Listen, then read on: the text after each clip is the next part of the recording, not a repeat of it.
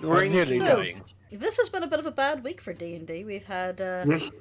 2 games cancelled, and we almost missed this one. But luckily, I managed to finish my work quickly enough. So, last week, you followed a clue from Grinda to her family's mausoleum, where she told her rat familiar to take the Stone of Galore after she got cold feet of working with the Xanathar Guild. She's going to go lay low, literally, under the waters of the harbour for a little while. You approach the mausoleum Hopefully not at her feet. and find it open. You searched inside and find a lot of the crypts had been opened. Some missing just their valuables, others missing the entire bodies. He's also found that the tracks of the rat familiar ended in a puff of dust like a burst balloon, with no sign of who was here, except a sharp-eyed hunter found a shiny key. Whenever you left the mausoleum, you encountered 4 Durgar, claiming that you had something they wanted. They refused to believe otherwise, and attacked. You have no idea who these men were, or who they worked for, what they actually were wanting. And after dealing with them rather effectively, you came across an odd creature watching you, which you have now trapped in Rascal's brand new cloak. So, he's all now standing in the rain. In the rain. in the City of the Dead. In a bright public day. After creating quite a bit of noise, it may not be wise to hang around here much longer. I think we should not disturb everyone. Let's get out of here. Yes. Come on, Berry Bunny, let's go. Mads is looking kind of dour as she stands by Rascal. She keeps looking over at the bodies. So, every now and again, Hunter, as you walk, the little bag will suddenly feel very light and will start to drift in an odd direction, but then it strains against your hand and then just seems to fall limp again. And occasionally you'll just hear the odd, wow. Wow. At one point, you feel tugging on the bag as you look down and see that it looks like the gazer is randomly gnawing on it. Not with any urgency or anything, but just seems curious or bored. Or both. So, I would like you all to make me a collective stealth check to get out without looking suspicious to the guards. Luck. Oh. Okay. Trying. 1 second. There we go. Time to do this disadvantage. Oh, Mads. Ooh. Okay. Mads. Look, at least you're a distraction yourself, in a sense, sometimes. Mads is Yes, a the little world too is just- distracted with the concern for her berry bunny. Aw. Because Berry Bunny did get a little bit beat up. Yes. Par for the course. It's not like the DM's aiming for you or anything. No. Never. Not yet. Seffi is my I could get myself in danger, thank you very much. I don't need your help. So, Mads isn't exactly disguising the fact that she has a gaping great wound on her shoulder. Luckily, Yeah. as you approach the guard, Hunter kind of leans over and just adjusts your cloak over the obvious signs of combat. Huh, what? Oh, yeah, thank you. And you manage to silence the noises from the little bag. Just long enough for you to get past. I'm sorry, terrible stomachache. I don't know what I ate today. God damn it. Guards pay no real attention. The tabaxi gives Hunter a polite nod. But you are able to, with that check, make your way out of the City of the Dead. Now the question is, did you go out through the south the way you came in? To the east? No, sorry, west. I know directions. Or to If the we go north. through the east, then we have to walk all of the way around the city. I should point out also that Mads did turn back from being a bear. Yeah, you did that last week. Yeah. I say we head north? That would make the most sense. Yeah. Get us back to Troll Skull? It occurred to me that I should have asked that before I got Walk you to roll out a of stealth check, but anyway. So, I just want to go home. you Yes. start making your way to the north. So do I. What was that, Decor? So do I. I was just responding to these role playing. Ah, I see. After all, I'm a little hurt myself. Yeah. Probably a good idea. Alright, so he's heading straight for Troll Skull? Yes. If everyone's in agreement. Yep. Just let me get the flames. No, I'm joking. You're trying to No! set everything on fire. No. You know. I would have to spend 2 weeks in isolation, but I would find you. No, you wouldn't. Oh, I would. Nope. I'm too stealthy. Stealthy! I would Go on find you. ahead. Before we go on ahead, I have something I want to try and do. Yes. So, Rascal pulls out the snooze shrooms that he's been keeping on his person for a fair while now. You know, Hunter, if you open that up a bit, I could toss these in and see if our guest there is feeling peckish. This should knock him out, which will make it easier for us to get him into his new accommodations without any kerfuffle. Those knock you out? I mean, you gave them to me for that purpose, didn't you? Oh, it's those! Yeah, I didn't really... Yeah. And they took you out like... just like that. I didn't realize those were the same ones. I Which is, you know, since they're mushrooms, that tells you Mads is distracted. would Ashwood be able to discern whether or not they would work? You can try a nature check. Which Yes, I and just now- did. Oh, sorry, I was on another screen. Mads is helping because she's I would looking say him you would over have this too. with disadvantage because these mushrooms do not come from this plane. Yes. These mushrooms Alright. come from somewhere else. Never seen these kind of mushrooms, so I can't say. Well, I guess it's a try. Mads looks at the mushrooms desirously. Oh, it looks like there's already business out here going around. All By the more the time you reason to get back- try and... Sorry, you first, DM. Sorry, I was going to say, by the time you make your way back to the tavern, it has starting to come on to the dinner rush. So, We as you approach your tavern, you do hear some notes of music. You hear the loud burble of conversation, and you see Ygritte leaning against the stairs. She gives a polite nod towards you. maybe we should take the other entrance.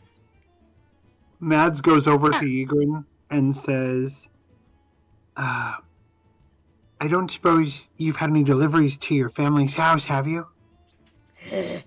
Meat came. Very good. Little ones. Very happy. And she makes a motion of patting her belly. That's really good. I'm really glad I'm glad. You're doing a great job. Just keep up the good work. You can will. And she walks back down. And then she heads in herself. She just heads in.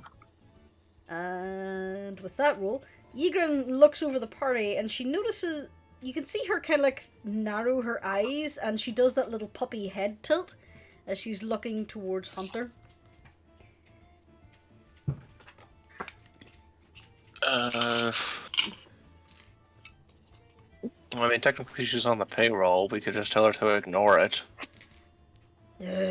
Your bag is looking at me.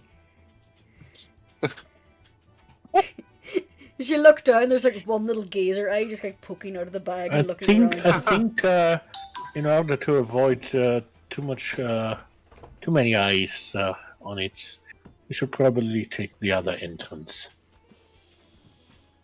So I'll take it around back. That's the weird bag. Take it into the basement. Nothing to be worried about, Igrin. Okay. My work schedule has come in. Okay.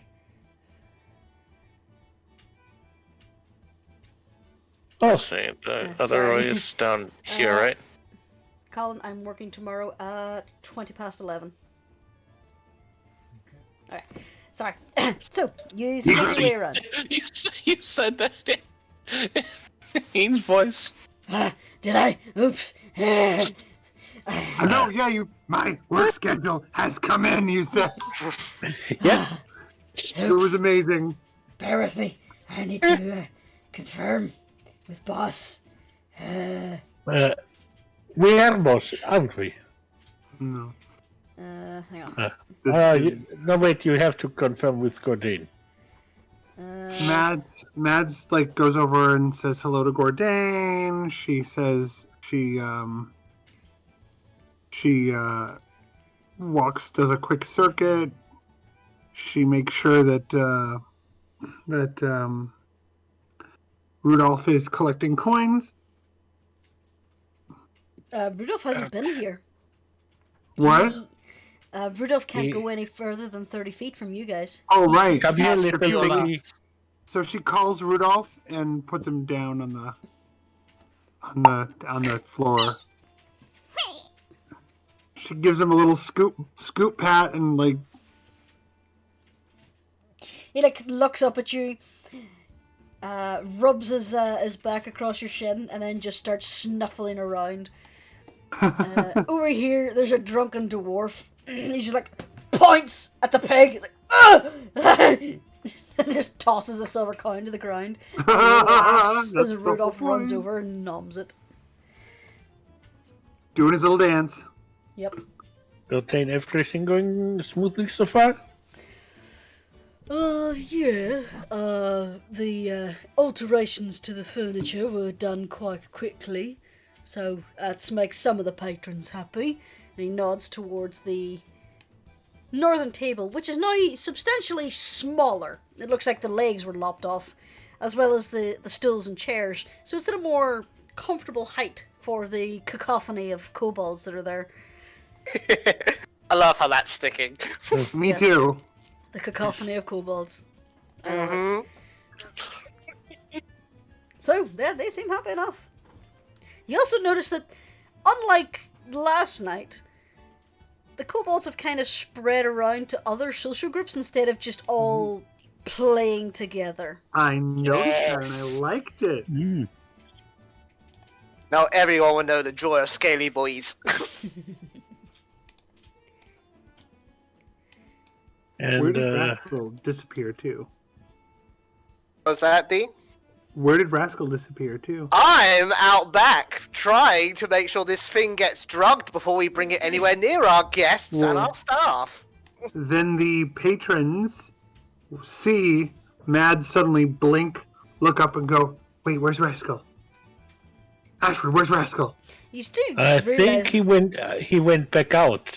you do remember that there is an external staircase that you can use to go straight upstairs, right? Yeah, but we want to go into the cellar. So we would go through the kitchen, Oh, okay. So I presume. Ygritte sees Mads like looking around frantically. Don't you worry. What wrong? Mossy one. Have you seen Rascal? Oh, and she points this way. Wrong corner. Oh, thank you. What did she call me? Mossy one. Bossy one. No, Mossy. Mossy. M-O-S-S-Y. Oh, that's adorable. And Ashbrook's opening But the see- kitchen door carefully. And you see Mads tearing down until she gets to Rascal. Then she's like, "Oh, thank goodness, there you are." I thought Get Hunter to let me drug this damn thing. Bing Mads is is shaking. By the way, Bing is going to take out his lyre and he's going to start playing. Excuse Roll me? performance. I'm going to say I've got it in with tool proficiencies. Can I click on that or? Roll performance and then add your proficiency modifier to it. I was going to say you can do it automatically with Then sure, go for it. Meanwhile, while Ashford enters the kitchen, it is a catastrophic clump of flailing limbs and tails, pans, knives, raw ingredients. The three kobolds are just... It looks like a cartoon fight, where you just have this little bustle of activity that's almost obscured in steam and smoke. You see the odd limb and instrument, but somehow sliding out every now and again is a completed dish that Dave comes and picks up and takes over. As the kobolds chatter back and forth in... Kobold. in Draconic. You do hear the occasional word of Sylvan from Odie, but mostly they're shouting at each other in Draconic. They don't pay you much mind, except whenever you get too close to the stove. Whereas you get close to the soup pot, Odie's just like, no! She's that thing where she points at her own eyes and then points at you. But other than that, they go back to cooking. They're not paying you much attention. Don't you worry about me. Meanwhile, just the little gazer eyes just kind of looking around. So, You hungry, little buddy? the little eye just kind of turns and looks at you and does that little head tilt thing. And you see some of the cloth of the bag start to indent in a little chewing motion. I got some mushrooms I think you might like. Satisfyingly chewy. Alright, drop them in. Good. And Rascal would drop in the oh. I would like you to make me a dexterity check. Sure, as soon as I walk away from my computer to get something. Yeah. you have for that, Icy. Dexterity check. Yep. You're opening the bag. Okay. So, as you open the bag, the little creature just starts to levitate upwards. Not with any great speed, but you feel like if you hadn't have been expecting it, you probably wouldn't have caught it in time. You just managed to put your hand over the top of it, threading its eye stalks between your fingers, and just like hold it like a basketball. Just above the bag. The little eyes just kind of swivel around and look, but it doesn't seem to be actively trying to escape. So it's now kind of hovering just above out of the bag and being held in Hunter's paw. This thing is about the size of a grapefruit, so it's not that big. No, you're gonna make such a cute pet. And how the hell you gonna domesticate it and not have it spy on everyone? Two of the Well, eyes again, look at Rascal. See? Oh fuck! I just. No, out of character. I just remembered we can go. Ah fuck we have people we can talk to about this. Find out more information. It's possible. But first, let's deal with this thing. So, yes, I would like to try and feed it the goddamn snooze shrooms, please. You gonna offer it or chuck it in the mouth? By offering it first before being more forceful. Roll me. You know what? For shits and giggles, roll me an animal handling check. I know it's technically not an animal, but I have no more luck points either, so whack whack. you offer it the mushroom, and the two eyes that were looking at you, one stays on you, the other looks down at the mushroom. The big eye seems focused on a fly over Mads' shoulder. And it kind of sniffs the mushroom and does that little childish whee and closes its mouth. They're for you. They help you be big and strong. Right. I don't think it's going to go for it.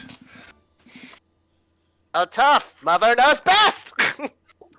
O's! Are you going to try and force it? I'm going to try and force it. Hold on tight. Me a sleight of hand check, because you're basically now trying to force its mouth open and avoid getting bitten. Alright. So, while the little creature seems to have its attention on the fly and on Hunter, you stick two of your little koboldy claws in its mouth, pull the mouth open, chuck in the mushroom, and slam it closed. The little gazer just starts chewing, seemingly not having the sense to spit it out. And after a while, the chewing kind of slows. The big eye starts to droop and close. The little eyes just start kind of wilting down. And Hunter, you can actually now start to feel the weight of this thing as it's not levitating under its own power as much anymore. As it starts to seemingly drift off. Hunter supports it with her other hand. It makes an adorable little burp. Ah, there we go. It's almost adorable when it's not spying on us. Alright, then let's get this thing into the basement. Aye. And Ashwood opens the door. Okay. Mads is just kind of like Mads is just kind of silently now. She's gotten back up from kneeling and she's just kind of following along with Rascal, quietly looking. Oh, sweetie. bedraggled. As the kitchen door opens, you're greeted to the soft, melodious tunes of a lyre. As Bing apparently has gathered most people's attention in the main room. Well, Ding, ding, ding, ding, ding, ding, ding, ding. Trying to get through the door, but it won't let us. yeah, the Go in. door's Yeah. still solid. Sorry, my bad. Ding, There we are. Hey. Don't get too close to Okay. the soup. There are little bits. It's perfect! Protected. Where's the basement? Yeah. All I can say is just wait until we get further into October. Okay. The, So, y'all are heading Bing downstairs. playing? Yep, that's been. yeah. Are you Oh, going nice. to give him a look for muscling in on your Bardy territory? We should play together at some point, Bing. You know it! Yeah. Because Bing is trying to make sure nobody looks in the direction of the kitchen. Good thing. Best thing. Bolt is Okay. best. Are you heading downstairs too, Rascal? Yep. Alrighty then. Gordon So, politely steps aside and closes the hatch behind you as you all head down. I see that Yeah. that this is technically a bedroom. It was That'll be- originally Mads, but for now it looks like a Gordain takes naps in there. Okay. You still Yeah, have a Mads was safe about to say around that. Here. It's like a small safe? room with an armored chest, and this door is iron. So we'll put it in here for the moment. To think this was almost my room. Well, There but are still a few you- mushrooms on the wall left over from you, Mads. Mads goes over to look at them. And she's Yeah. like, Roll a nature check to see what they are. yeah. She wants to see what they are, and she's looking very expectant and hopeful. As you have a little look at them, they appear to be just common cave mushrooms. They're edible and quite nutritious, but no real magical properties to them. She pulls them and puts them in her pocket.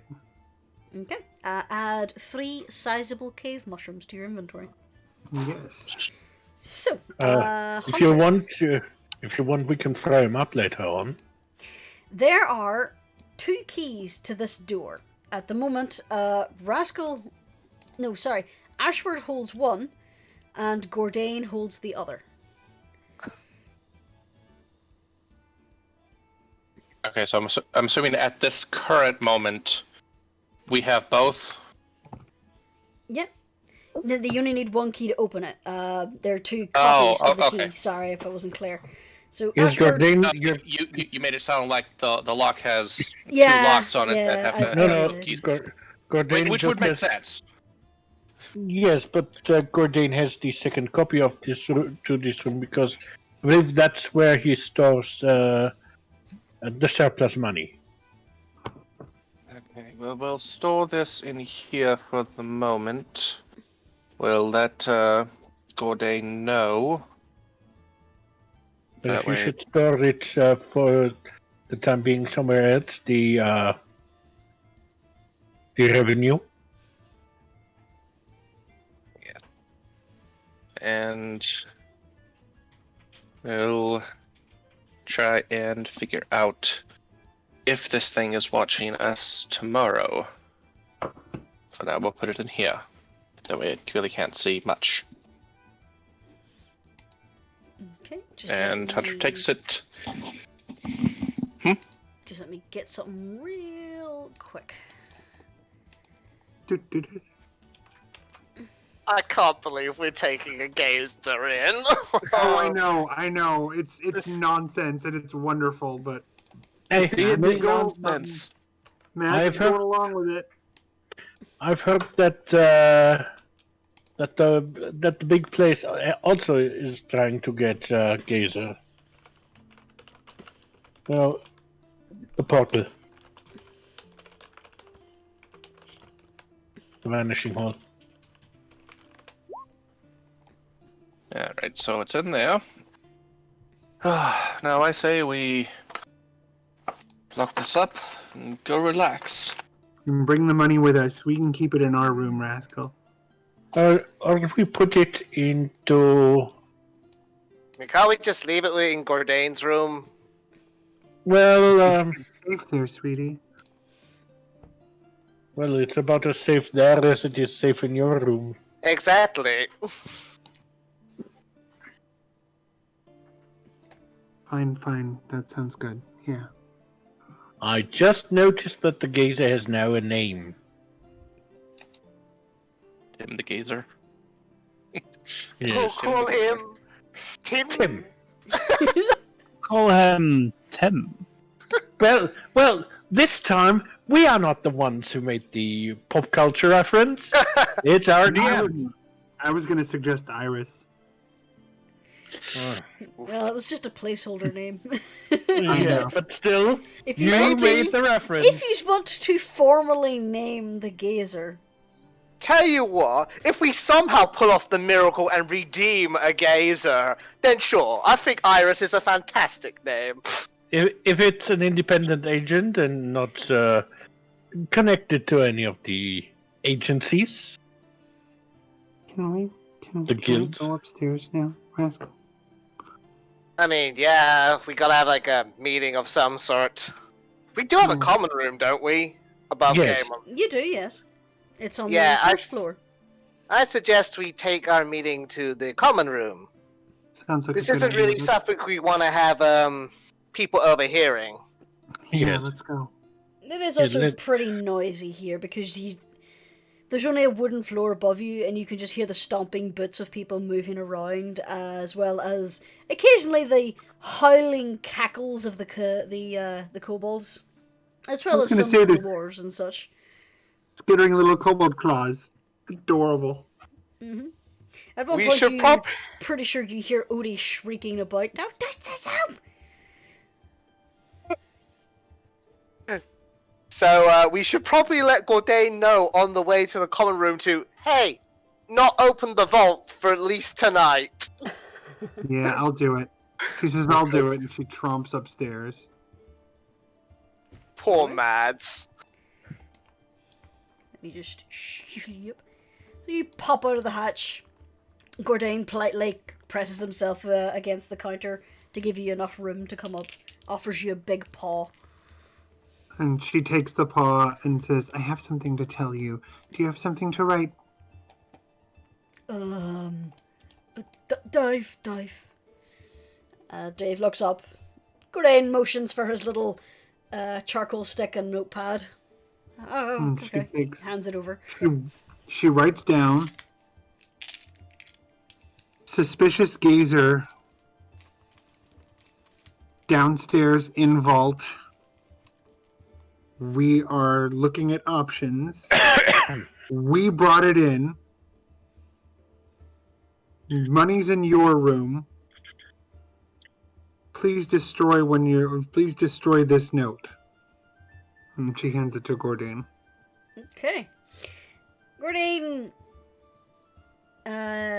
tears the page off and gives the rest of the book back to Dave and basically shoos him back to do his job. Oh, right. Startles and runs off.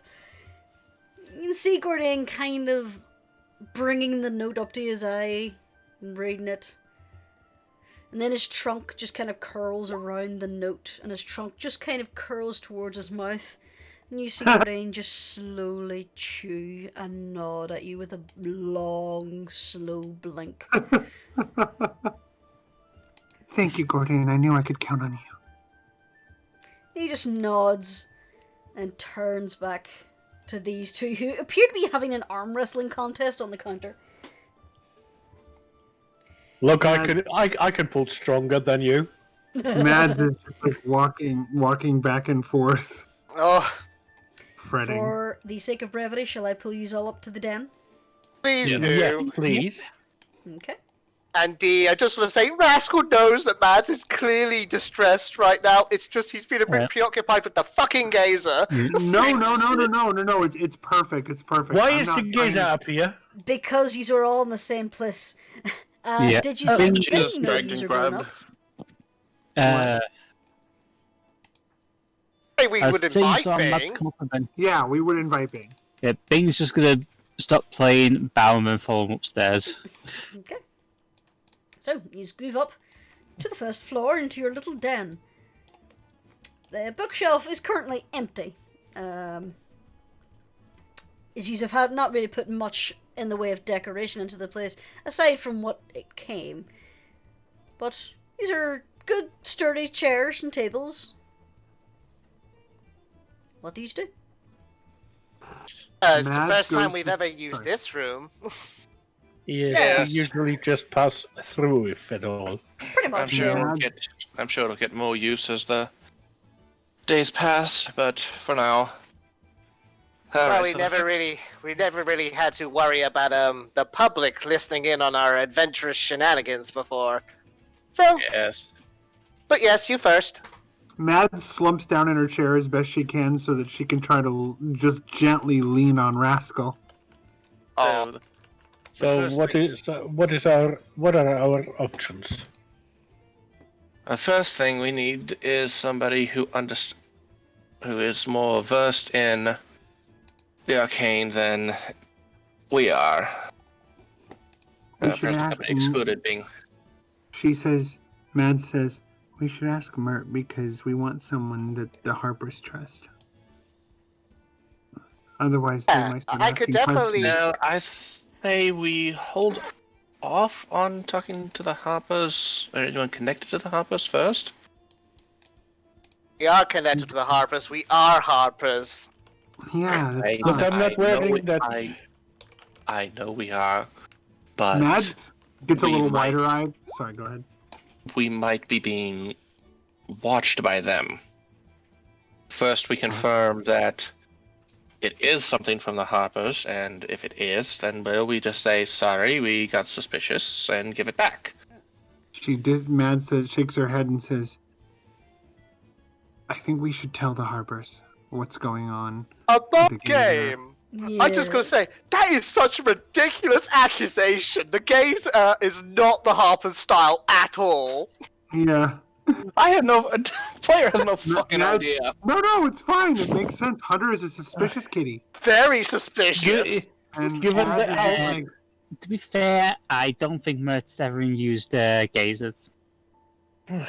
Yeah, it doesn't Mad- really seem like the Harper's style. Bing, roll me a history check. All right. So we'll mention that we Do saw with a advantage gazer. because you know Mert. One. Mert despises gazers. There you go. Yeah, Mert doesn't really like gazers, so pretty sure this ain't from the Harpers. besides that, Hunter, the surest way to mess up on secrets is to keep too many of them at one time. Or to divulge Yeah, them to agreed. everyone. Agreed. But if what you say is true, Bing, then perhaps we shouldn't go to him, because I doubt we're going to get any useful information. Sure, we could. He's probably dealt with them himself if they're pretty common Right. around here. I Well, actually had A another common idea. spy. I had another idea. Well, we could always go to the magic school.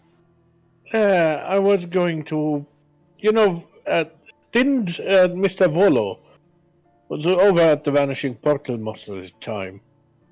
Didn't The he? yawning portal, right? Yeah. I mean the yawning portal. Well, a lot of things vanish there as well. Money. Usually money. But Money, didn't he write a book about creatures? So he would be. The Guide to Monsters. Yeah, I got that. Yes, Well, maybe I still he would really be able to help. I say we go to him first, and then we- Mert.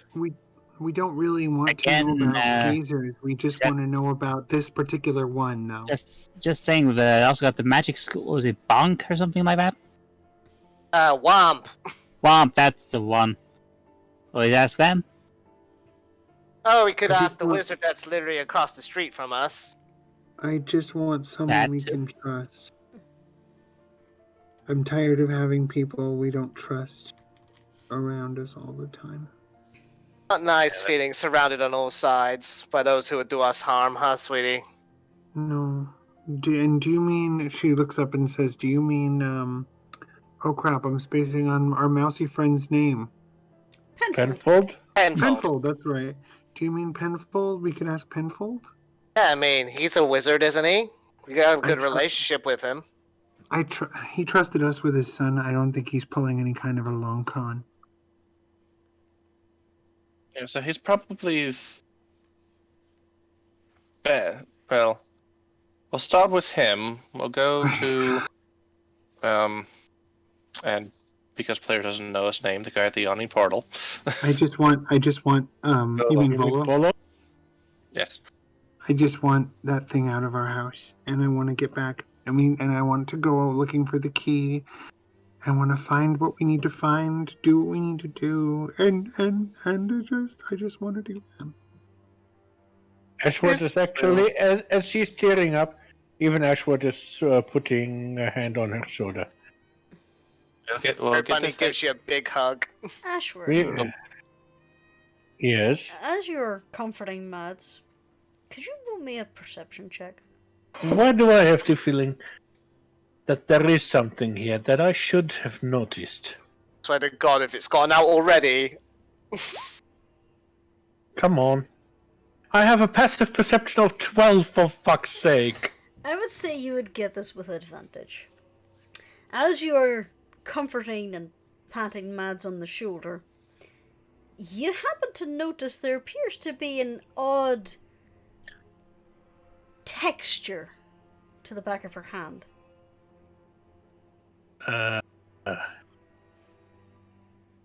Mad? And you're turning into a tree! Mads? Yeah. I'd like to be a tree. Quiet, Fluttershy. You, do you have any problems with that shoulder? Well, is it the one that got shot? No, it's the back of her hand, you noticed. Yeah. Okay, no, My sorry. shoulder? No, the- I'm fine. No, but what about your hand? It seems a little unusual. Mads kind of scoffs and then looks at her hand. There seems to be an odd texture to the back of your hand, almost like a pattern. Mads really focuses on it. Roll me an intelligence check with advantage.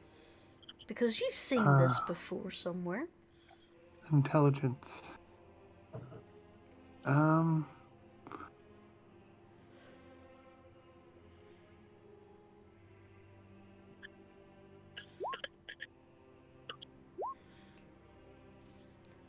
That pattern looks very, very familiar. As you're How so? studying your hand, you glance down at Rascal beside you, whose hand is leaning on the table. That looks almost like an outline of scales. Oh. Hmm. Chaos. Dun dun dun dun dun dun dun dun dun dun dun dun. Rascal. And she shows Rascal her hand. She looks confused. Kind of like scales. Well, I've Kinda had dry hands. Usually a little bit of wool, burning it over. I don't get dry hands. Don't think like it could be because of the potions we've been taking, right?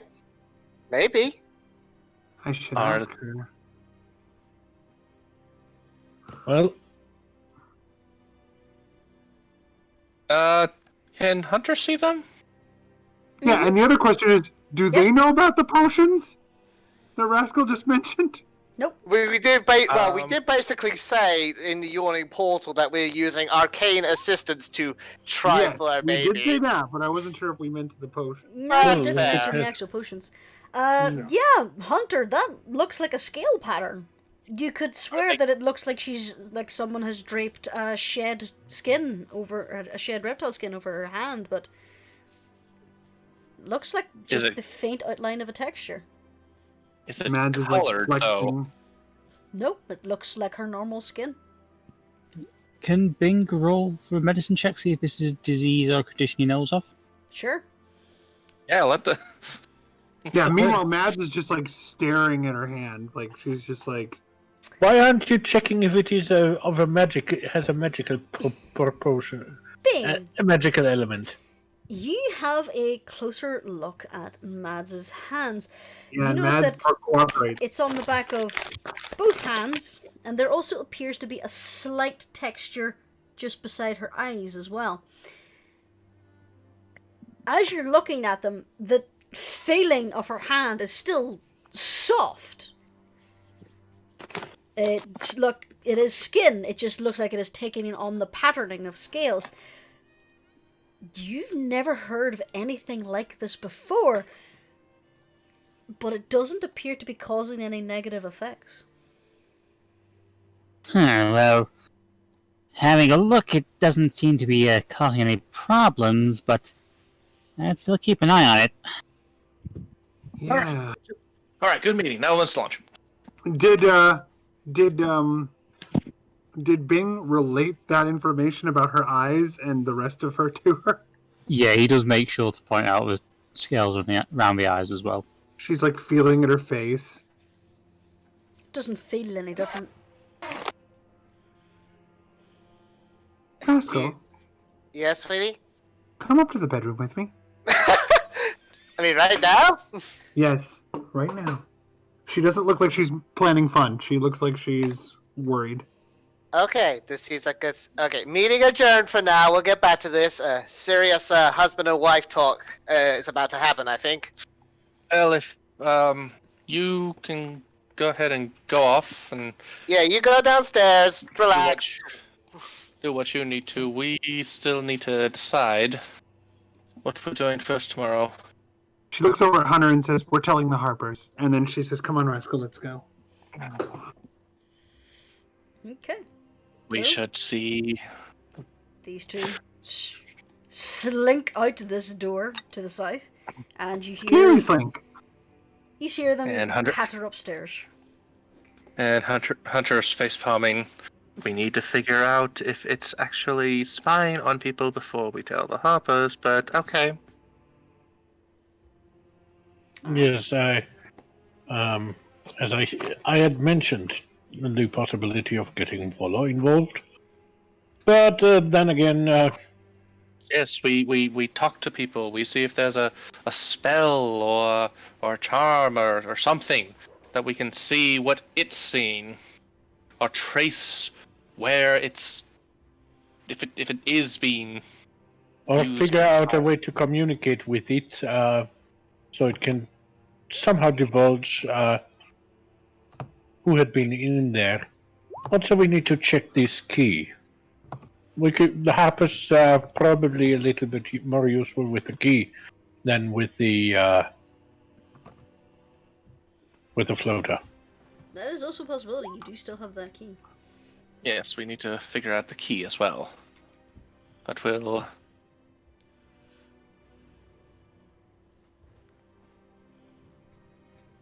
Do you want me to go over to our neighbor and ask him first? Because after all, he seems the least connected to anything untoward.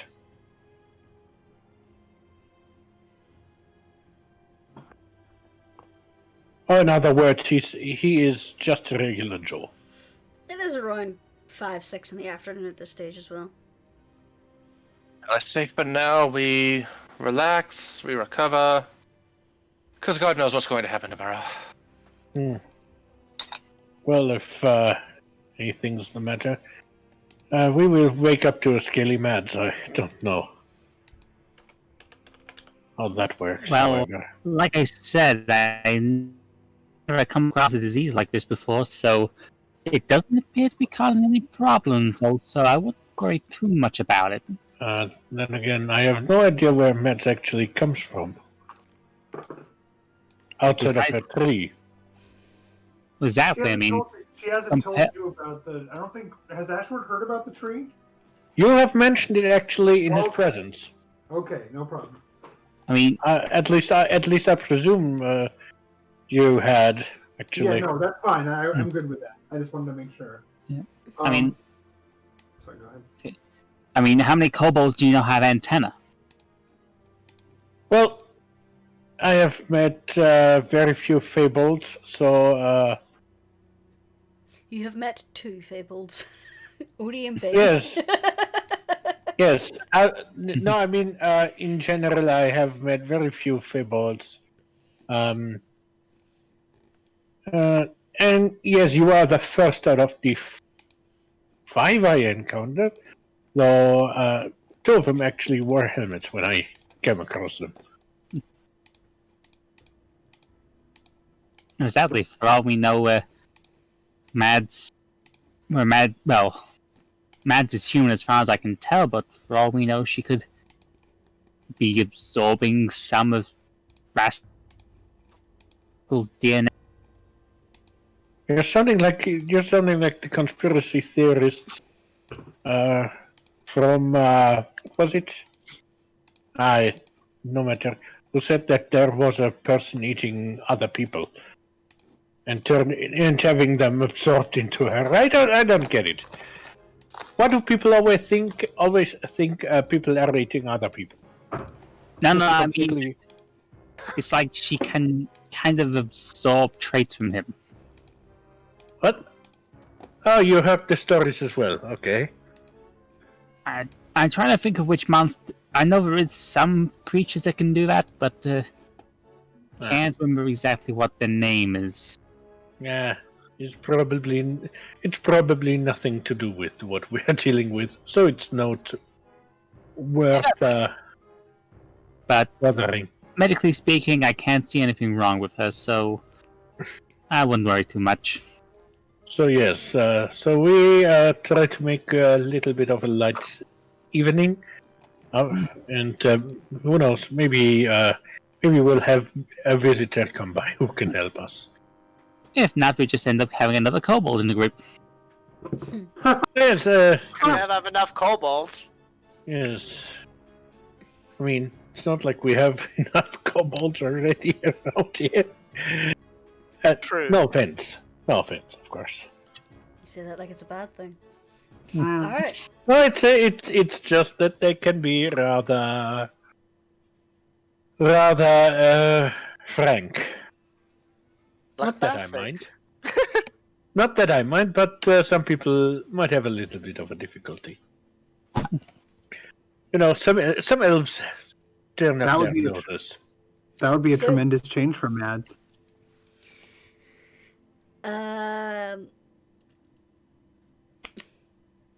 I completely blanked on what I was going to say. So, Sorry. serious conversation over. I take it, Hunter, do you go back downstairs? Yeah. Okay. Ashford, did you want to go and speak with Penfold? Yes. Okay, I'm just going to pull you down to the bar for now. Bing, what do you do? He's gonna head back down to the bar and do a little bit more playing. Okay. You can roll another performance check for me. In the meantime, in the attic room. Yes. Oh dear. So, Rascal, Yes. as Mads basically asks you to check over her body, you do see that this texture is in a few more places. Imagine Dax from Star Trek, where she's just got the little markings that goes Yeah. across her eyes, a little bit down her neck, and then down the center of her spine. Spots all the way down. Yeah, all the way down. They also seem to go in a little line across her arm as well. I must say, that's quite a few changes you're going through, sweetie. Yeah. Are you worried? She says, not about me. What are you worried about then? Just not knowing what's happening. Rascal, I die all the time. I'm not worried about that. I'm just trying to figure out what's going on. Well, you and me both. That's kind of what we're doing right now. Sit down with me on the bed for a minute. And Sure. nude Mads just sits on the bed, not putting her clothes back on, and sits, and she is not being playful at all. She goes to gather her stuff and gets her notebook out, and she says, I should tell you this right now.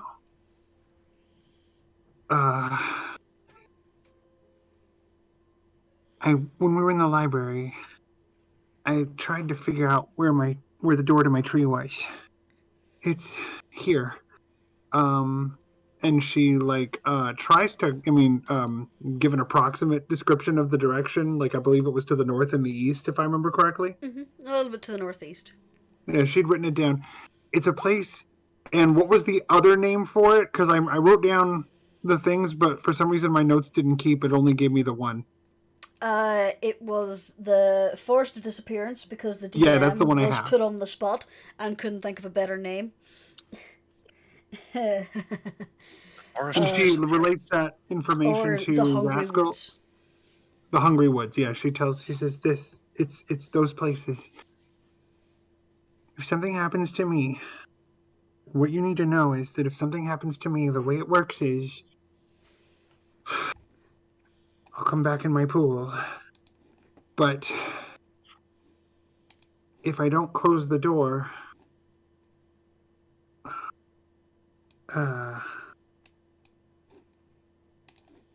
it might still be connected, it might not. That's what I'm worried about. You're worried about not being able to get back, basically. Yes, I don't even know where this place is compared to where I'm from. I'm really worried about not being able to get back. Aww. And so I'm thinking. Before today, I was thinking about shutting the door. But then I also made you owner of my tree. Do you remember?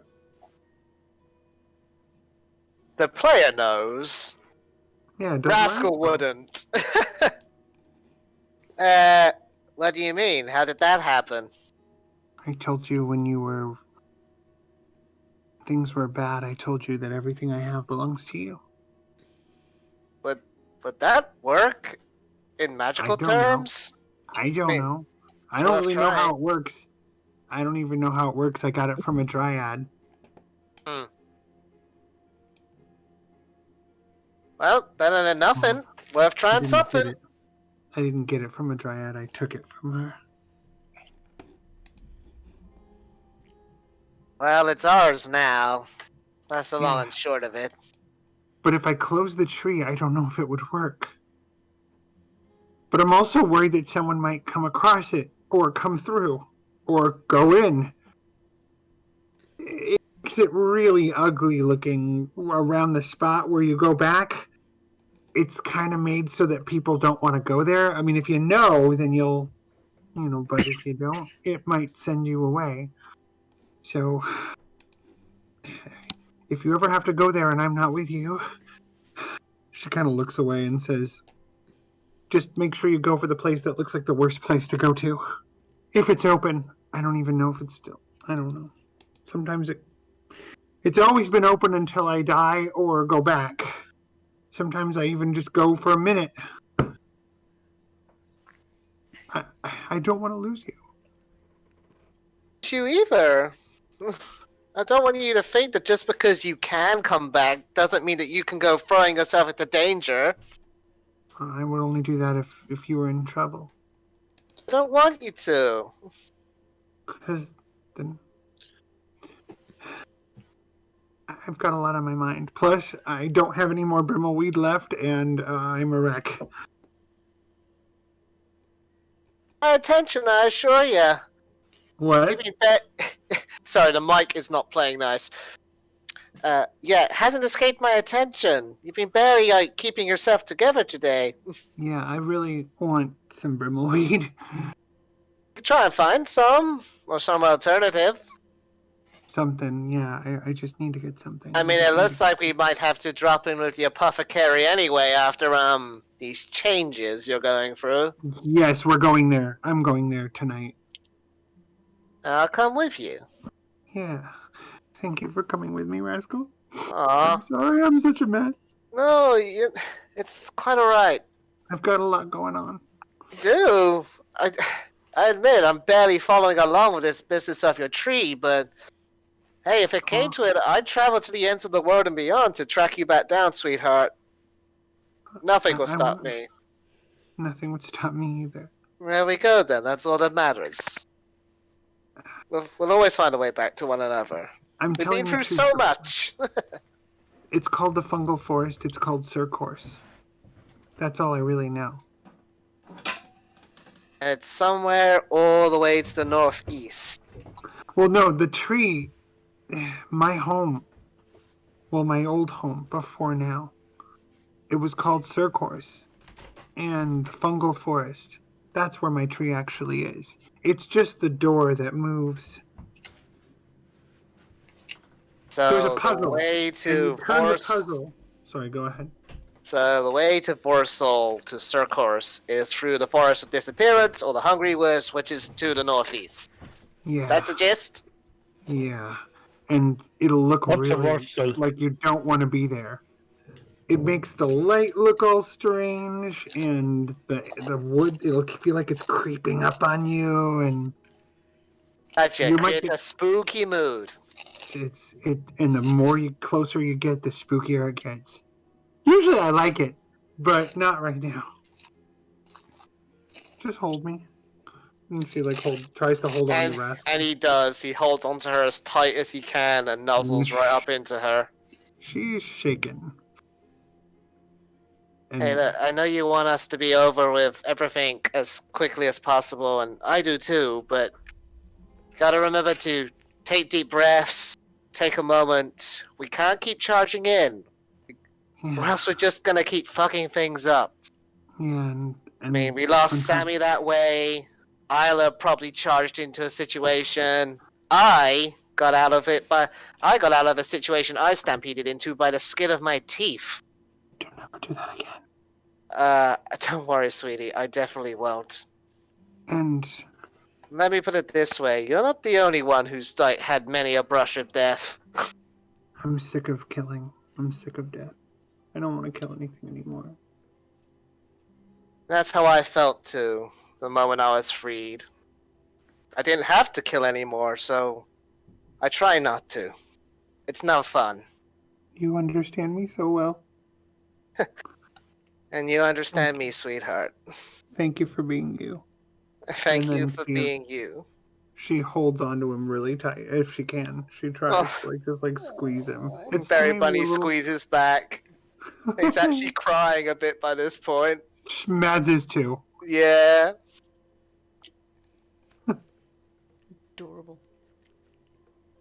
I have to loo off for a moment. I'll be right back. Okay. I think that's our scene done for the moment. Yep, we'll leave them to their hugging and coupley stuff. So, back down in the tavern. The dinner crowd is starting to clear out, and the drinking crowd seems to be slowly coming in. There are still ones eating. You do notice Cirrus is apparently sneaked in and is sitting with the kobolds. But other than that, your tavern is loud and lively. Cirrus looks a lot like his sister. Yeah, he does. Say, Bing is still playing his lyre away. Still playing away on his lyre. One of the little kobolds is drunkenly dancing to it. Well, Cirrus has just come in. Maybe I should ask him rather than his dad.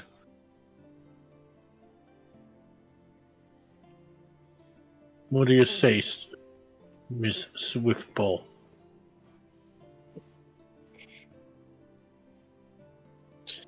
Just a second. I was just asking whether or not I should rather ask our young friend, or go and ask his dad. I think that we should. We should find out everything we can about Gaza. You mean our guest? Yes, our guest. Well, if you would be so kind and maybe ask him about what he knows about Gaza, and I'll ask his dear old dad.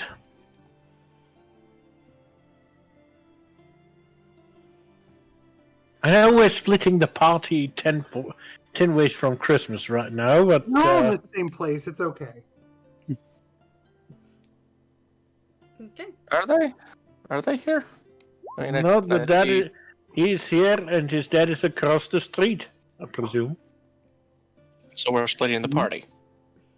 Oh, I thought you meant talking to Cirrus. Yeah, Hunter is talking to Ceres and Ashwood is going to talk to Penfold. Okay. Ashward wanders out. We'll stay with the tavern for the moment. Alright.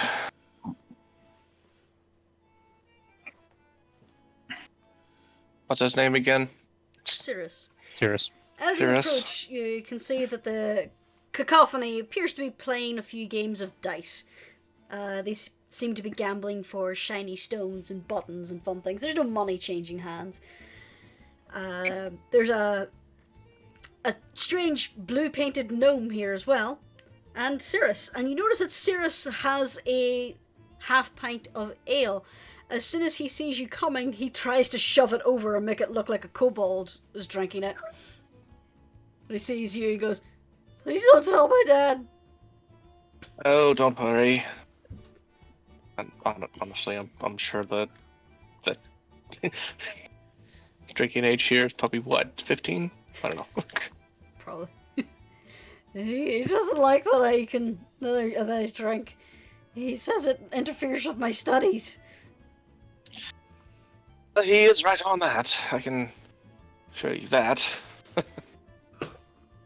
But as long as you do it in moderation, you should be fine.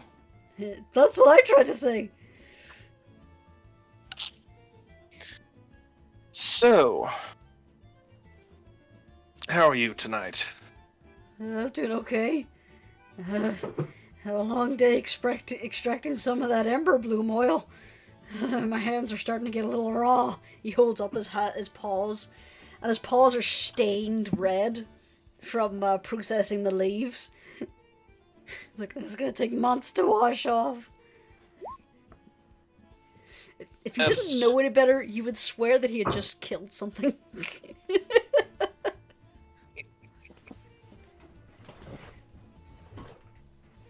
No, I'd say just wear a couple pairs of gloves, or a pair of gloves until that washes out. Yeah. Or at the very least, lessens. Yeah, it's probably a good idea, actually.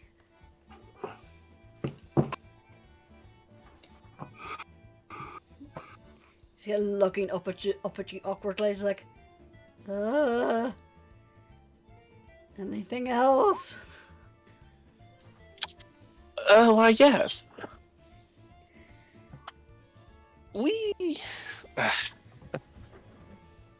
I'm not good at this. You can do it! Hang on.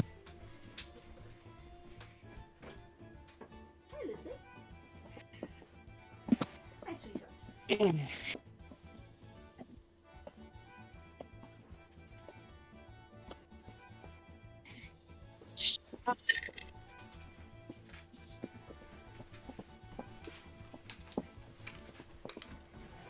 When you're ready. I have acquired a kitten. Yay, kitties. Yeah, whenever it's all good. It's all good. I see. There's no pressure. You okay? Yeah, I was going to see if I was going to go up the steps, but Just how much do you know on the arcane side of things? I guess I've got a pretty decent working knowledge. Do you happen to know anything about gazers by chance? Our group has encountered one in the past, and we're just wondering if there was any way to tell who they might have been spying for, or if they're even being used for spying. Well, I'm gonna roll this in game because Lucy is now sitting on my d20. Oh. Good kitty. Hi. Why are you calling me for? That one! Cirrus just kind of blinks at you, and you can see his little face is kind of screwing up in concentration. His little whiskers are twitching. And he's like, "You're talking about the scrying stones, right?"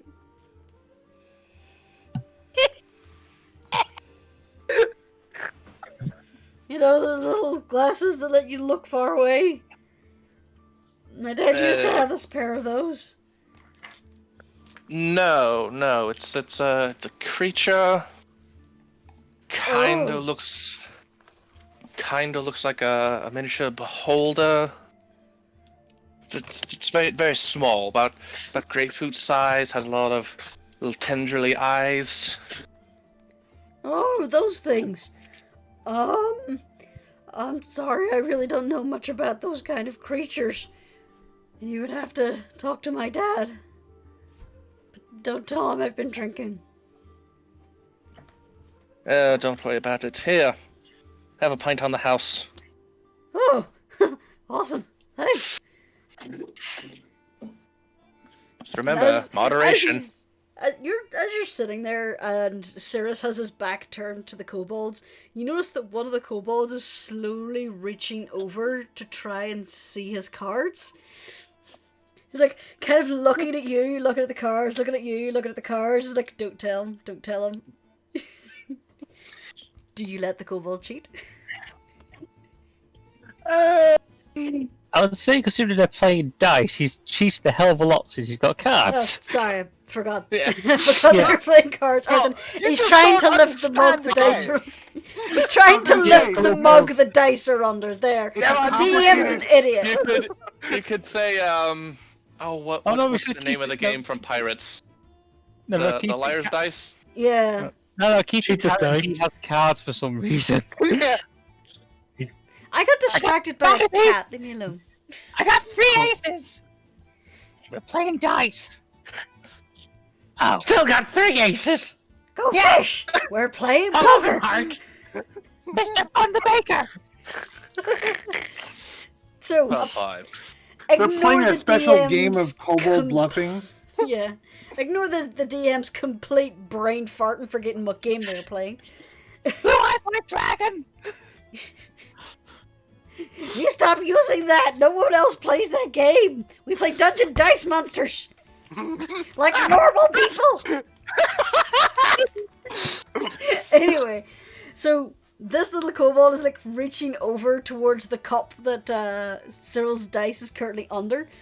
And is like, gonna sneak a peek. Are you gonna let him cheat, or are you gonna let Cyril know? Or Cirrus?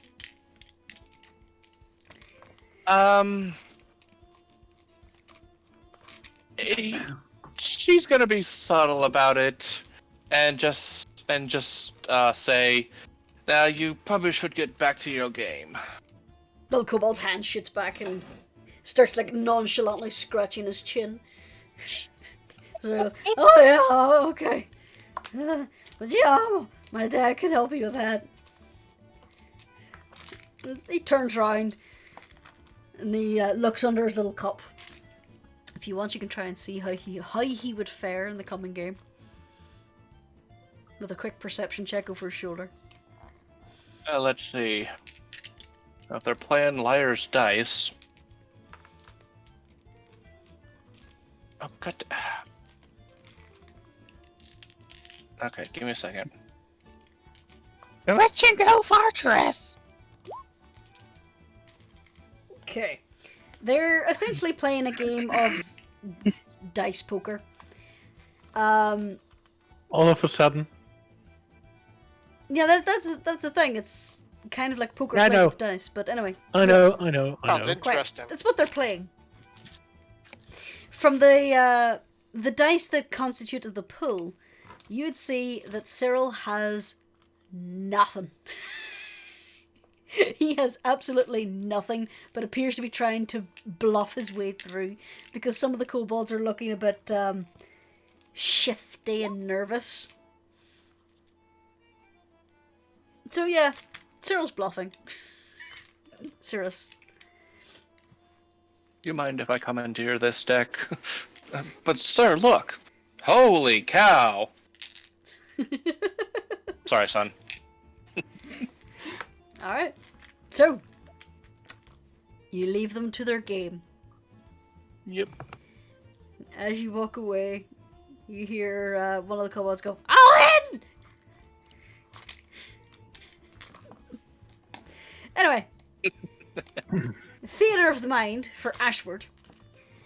You Yes. wander across the street and you see Penfold basically waving his hand as a little brush is sweeping off his doorstep, and the little sandwich board advertising his enchanting services is folding up and seems to be like waddling its way in the door.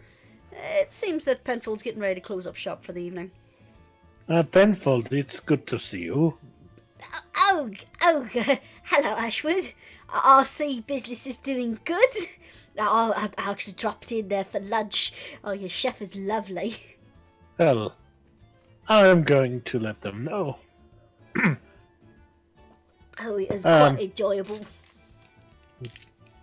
Yes, it's. I mean, we are one of the few places that cater to the shorter folk as well. I noticed that table was a right proper size. Unlike some of the other establishments where they put me in a high chair, it's a little, Yeah.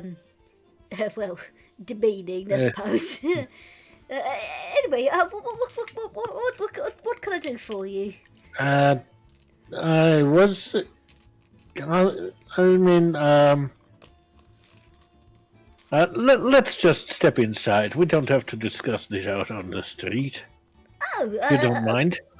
Okay. Yeah, sure. He like flicks his hands at the windows and the wooden shutters just kind of roll down. Come on in. He leads you into the shop. Thank you. As you step in, the brush kind of like angrily follows you, swiping away your dusty footprints, until Penfold just kind of like flicks his hand at it and it goes and sits itself in the corner. Well, I'm going to be honest, and I'm going to be direct. What do you know about gazers? Gazers, are you talking about the magical implement or the creature? I'm talking about the miniature beholders. Let me have a think. Let's see, Penfold, how are you rolling? Okay. Come on, roll higher than your son. I think it'll be very hard for him to roll less than a nat 1. So, Yes, what rolling that one? That's terrible. Penfold kind of strokes his little mousy beard, and you can see his eyes are flicking as if he's trying to remember something he'd once read, and his little mouth is moving as he's mumbling himself, going, "If I remember correctly, gazers are the spawn of beholders. Beholders are the very strange creatures. They warp reality in quite fascinating ways, actually. I was going to investigate this, but then in my school days, but let's just say the chap who was going to organise the expedition didn't quite go well. But anyway, what happens is whenever a beholder dreams, they can warp reality around them. And sometimes they dream about themselves, and when they do, they create a little thing, a little mini beholder. These are usually the gazers. 9 times out of 10, these gazers, they then act as like little sentinels for the beholder. Sometimes they just kind of roll around like little pets. Most of the time, they do its bidding, really. Quite fascinating, really. There's almost like a little, what's the word? A telekinetic link. The beholder could choose to look through any of his little gazers, or sometimes the bigger ones. They're called spectators. They're very dangerous, but they can look through their eyes.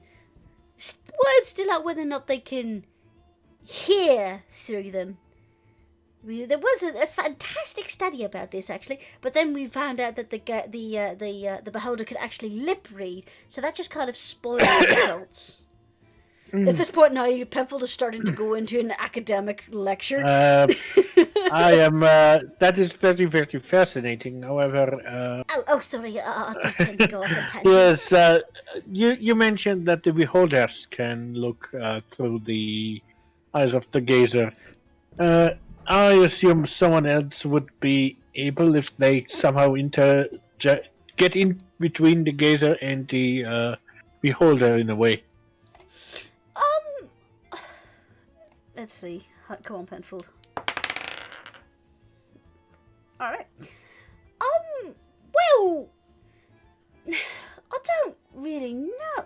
There have been records of those who have entered into, as you say, pacts contracts with beholders. They would serve them, and sometimes the beholder would grant them a gazer like a familiar.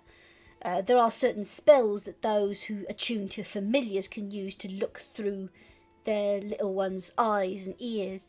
I used to be able to do that with one of my little familiars, but I don't know where he is at the minute.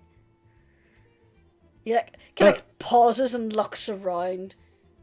The bloody hedgehog. Anyway, so the spell is possible if the gazer is linked itself to a human, but that usually only happens at the behest of the beholder, as far as I'm aware. Well, thing is, if somehow we came across a gazer, how would we be able to get it to divulge what it has seen? Oh, the thing is that the gazers aren't really all that intelligent. They're kind of remotely compelled to do things by the parent beholder. Well, or an instinct, the human I that it's presume. beholden to. Hmm. Mostly, if there's a gazer alone and there's no beholder around, they're little more than dumb animals. I once actually came across a record where a beholder holder was found chewing on a lightning rod for no better reason than it was there to chew. Hmm. That little gazer had been very well separated from its beholder, according to the research. Well, but you said they are usually still connected to their parents. Mostly, yeah. It's not very often that a beholder would voluntarily disassociate itself from a gaze, from its little spawns. At least, not. Well, let's just say, if it does choose to differentiate itself and distance itself from one of its little spawns, the beholder doesn't usually let it live, or sometimes it dreams it out of existence.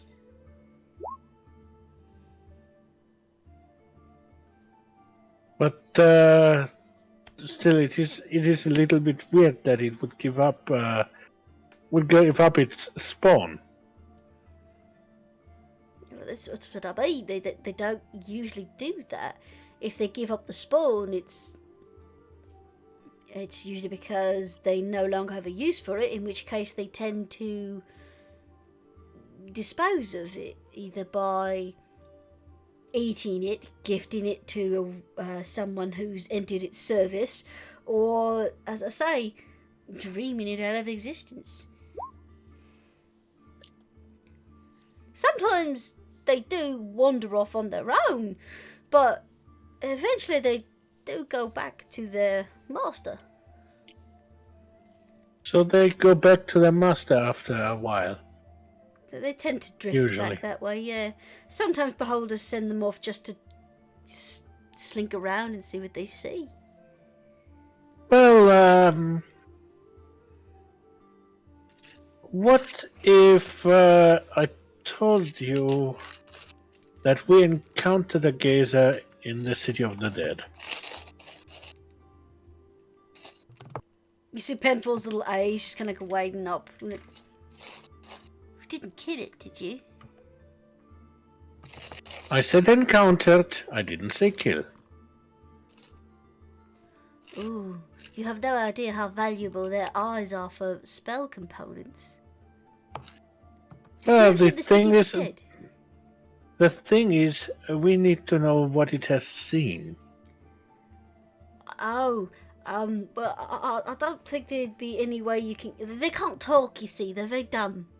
They are not very, very intelligent, so they can't really talk. But it's very hard to see... It's very hard to see what it is communicated back. I don't know if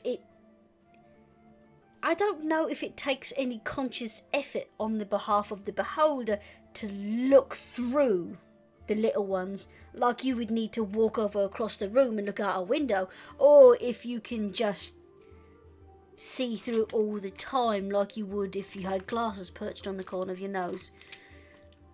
There's been no real studies into it. Well, there have been, but the researchers don't usually live that long to publish their findings. Yes, because they probably approach the beholder as well, and as I understand it, they are not the friendliest around the block.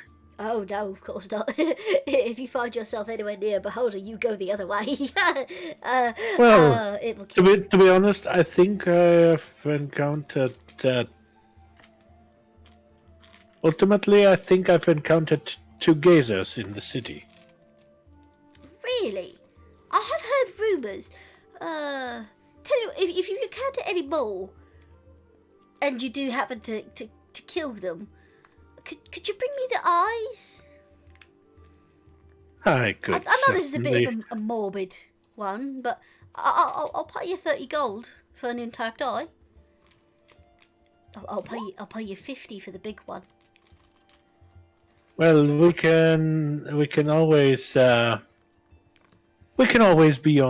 keep our eyes open. Pardon the pun. I'll see what you did there. It's quite clever. But so you'd say there is no way anyone outside of the beholder would be able to tell what it has seen, or at least its master, if it has given the gazer away to someone. Oh, I'm afraid so. Even then, when a gazer works for someone who's beholden to the beholder. Never mind. It's still possible that the beholder will still look through that little gazer, keep an eye on the person who's supposedly serving it. So, yeah, as far as I know, gazers always seem to work for beholders. It's very rare you'd find one that's masterless, but even when they are, they're very dumb. Little better than, well, I was gonna say rats, but he looks down at himself. Hey. Little better than the birds flying around. Well, I've seen some very clever crows. I was gonna say not pandas, raccoons. Those little fuckers always manage to get into my bins. I tried warding it the other night. Still got through it. Don't know how. He just looks confused now. Must have been a magical raccoon. What? Must have been. Pardon? The two of you talked over each other and I couldn't hear either of you. I was just playing the raccoon outside. Alright. Never anything good in here. It's always spell bits. Well, it must, and I just said it must be a magical raccoon. Maybe they too can do. Maybe they too have a knack for the magical. I learned how to be a bard by playing drums on the trash cans. Do they make horrible racket? Yeah. think I got a whole crack of tunes. Excuse me a moment. Pebble just kind of goes over the window, opens a window, and you see him like pull a little wand and goes like, little stream of green sparks just kind of shits out the window. And you hear clattering bangs and the scrabble of little paws. Bloody raccoon. Is there anything else I can help you with? Well, there is something that would be interesting. You are, after all, a man of the world. Well, I wouldn't say that, but go on. Maybe you can help me unravel a little bit of a puzzling situation. You know our friend Lady Madeline of Circos.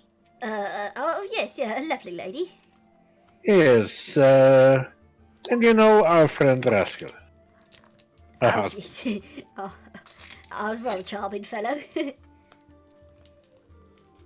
Well, it seems that she has taken on how do I put it gently? She has taken on a few characteristics that you would find in him.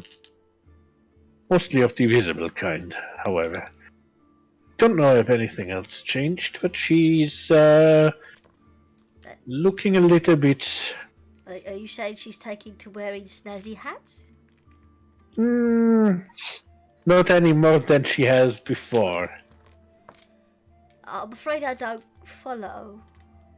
Well, it seems like she's developing a little bit of a scaly characteristic herself. Looked like she had impressions of scales, or maybe even scales herself on the back of her hands when I looked at her an hour ago. 2 hours? 3 hours ago. It was literally 20 minutes ago. Alright, 20 minutes ago, okay? Alright. He kind of blinks at you for a moment and goes, I'm afraid I'm really not sure what you're referring to. If you think it's something strange, perhaps you could ask her to come over and I'll have a look. Well, But are you seems like sure she just wasn't like leaning against the little scaly fellow? she had been, but it seemed, but her hands weren't always on him. Penfold just kind of looks really confused. Yes, to be honest, that's the look that I had when I saw that. At first, I thought she just had very dry hands. Oh, well, as I say, if you want to send her over, I'll have a look. Well,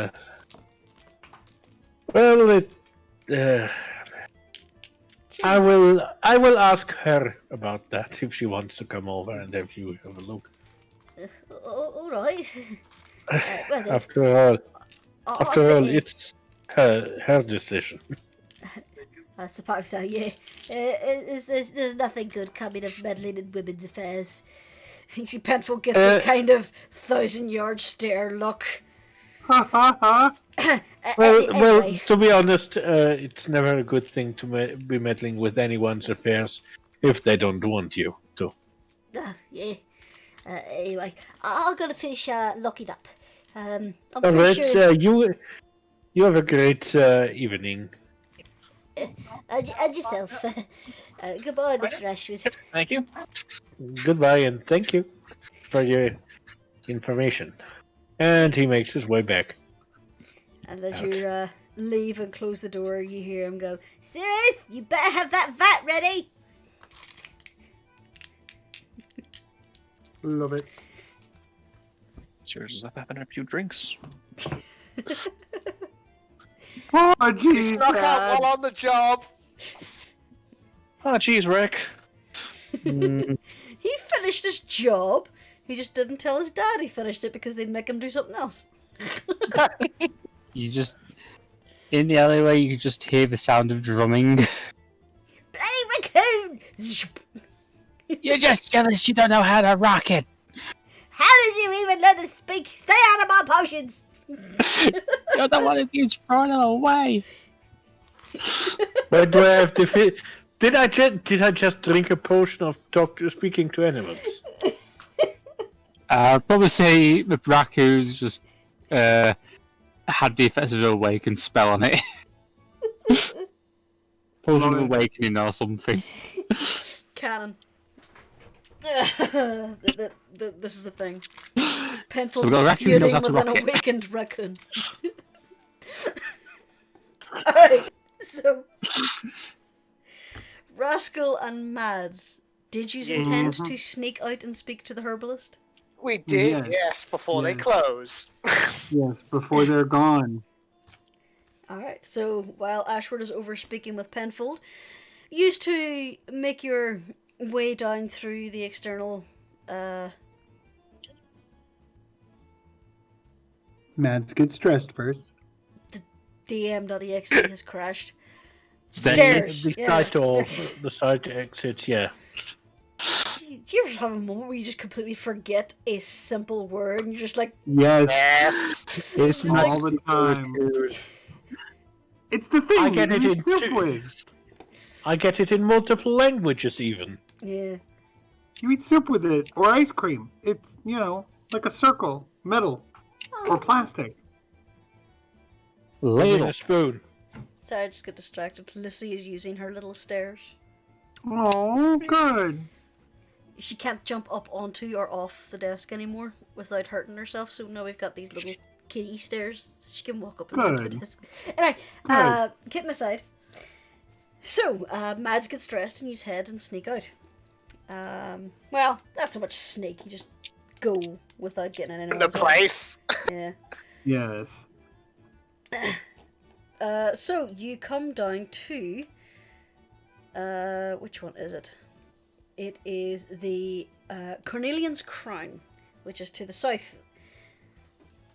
As you are going around, you notice that the elf that you'd spoken to before is currently bringing her flowers that she had on display outside into the building. Mads waves toward the elf and says, Madam. Hello. Yes. I don't know if you remember me, Lady Madeline of Circourse. This is my husband, Rascal Skyreach. Ah, so this is the little one that you needed the assistance for. Yes. But there's a matter I would... Sorry, go ahead. Nope, it's fine. He literally just said that to me. But there's a matter that I wish to discuss with you if I could.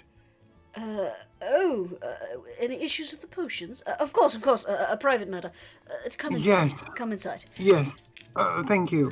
Thank you very much. She goes inside. And they open the door and allow you to enter. And Mads immediately, she is not waiting around. She says, so we took the potion, one of them,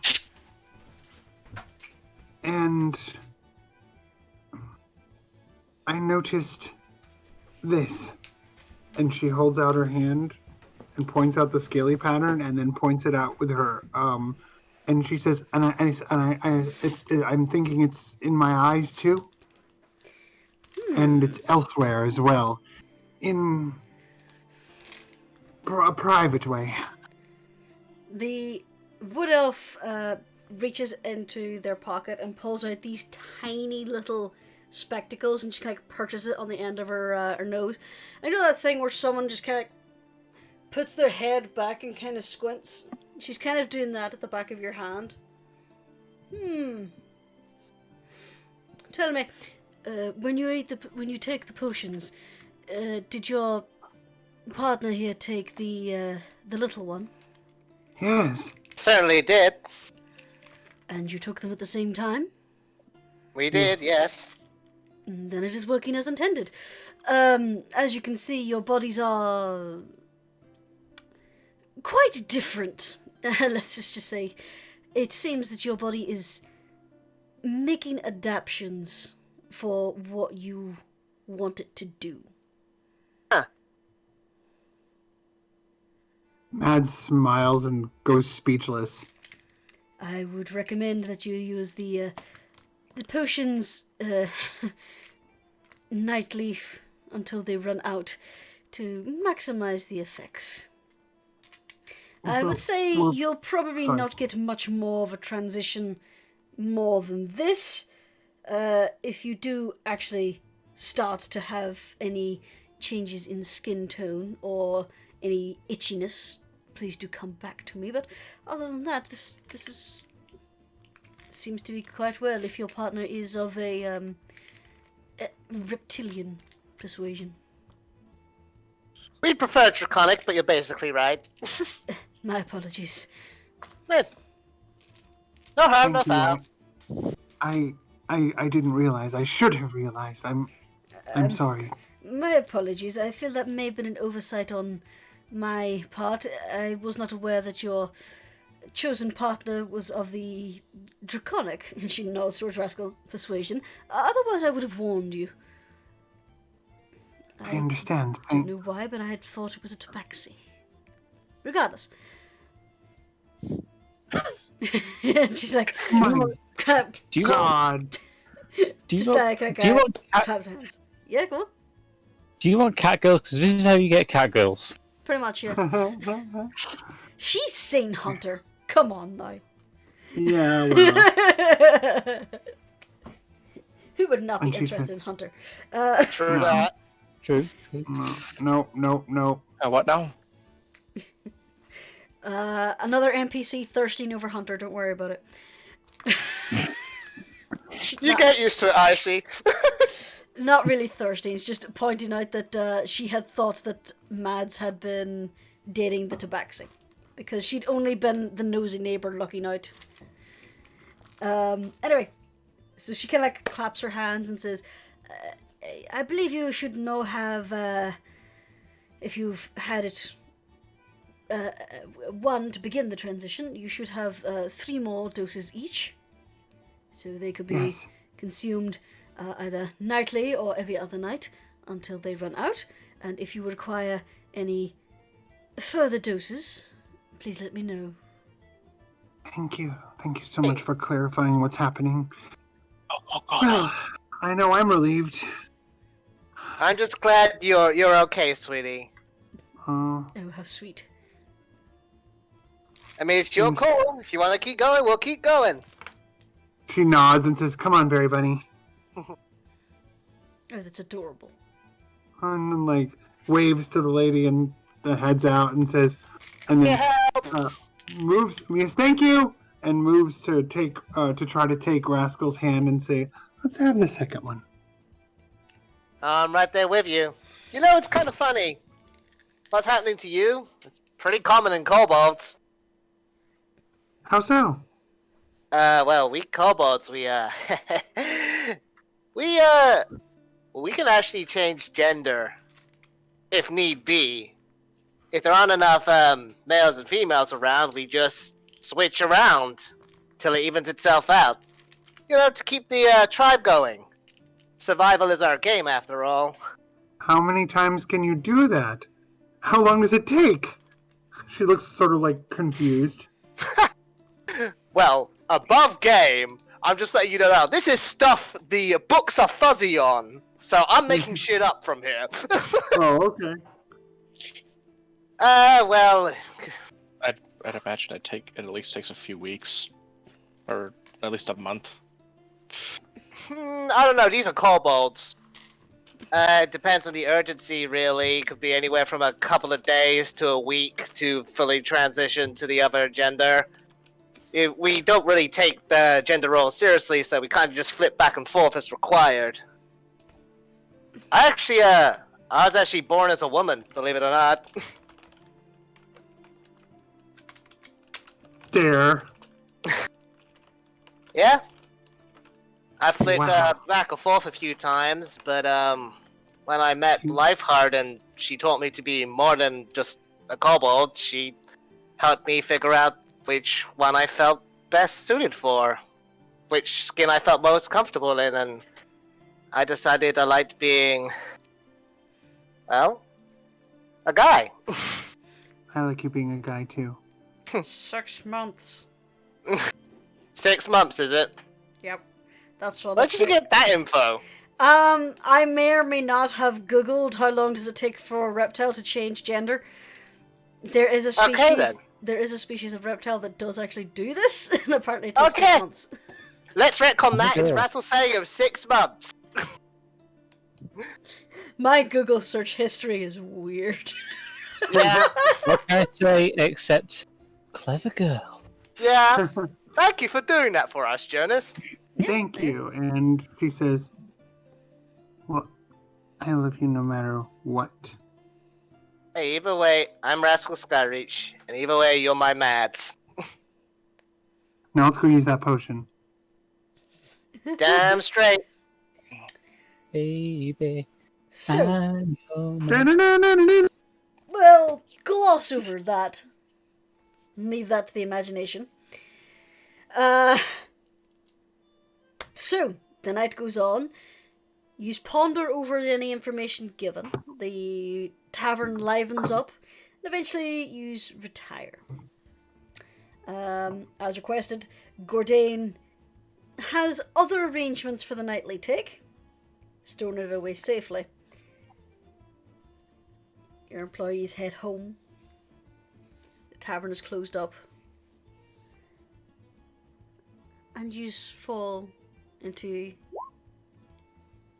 a nice, relaxing sleep. Or as relaxing as you can get with all these worries on your mind. Ignore that, sorry. I was resetting my stuff for the sleep. So, dawn comes. I'll just go through these on the city map. Hi, kitty. Dawn comes. Lucky girl. It's alright. Bad. Bad. Very bad person. And use... I'm totally not emptying out your tavern or anything. Nope. Use congregate downstairs for your breakfast. There are a few of the early rising working class scattered about, getting a decent meal. I'm drawing this out as much as I can because I'm frantically trying to move tokens. And we have a long rest, so we're healed back to normal. Yep. Yay! Gee, I love unrealistic one-day healing. It's the best. Yep. I'm so happy. Most unrealistic thing is the idea of 8 hours sleep. Yep. Yeah. Okay. But it's wonderful because we're all superheroes. We heal fast.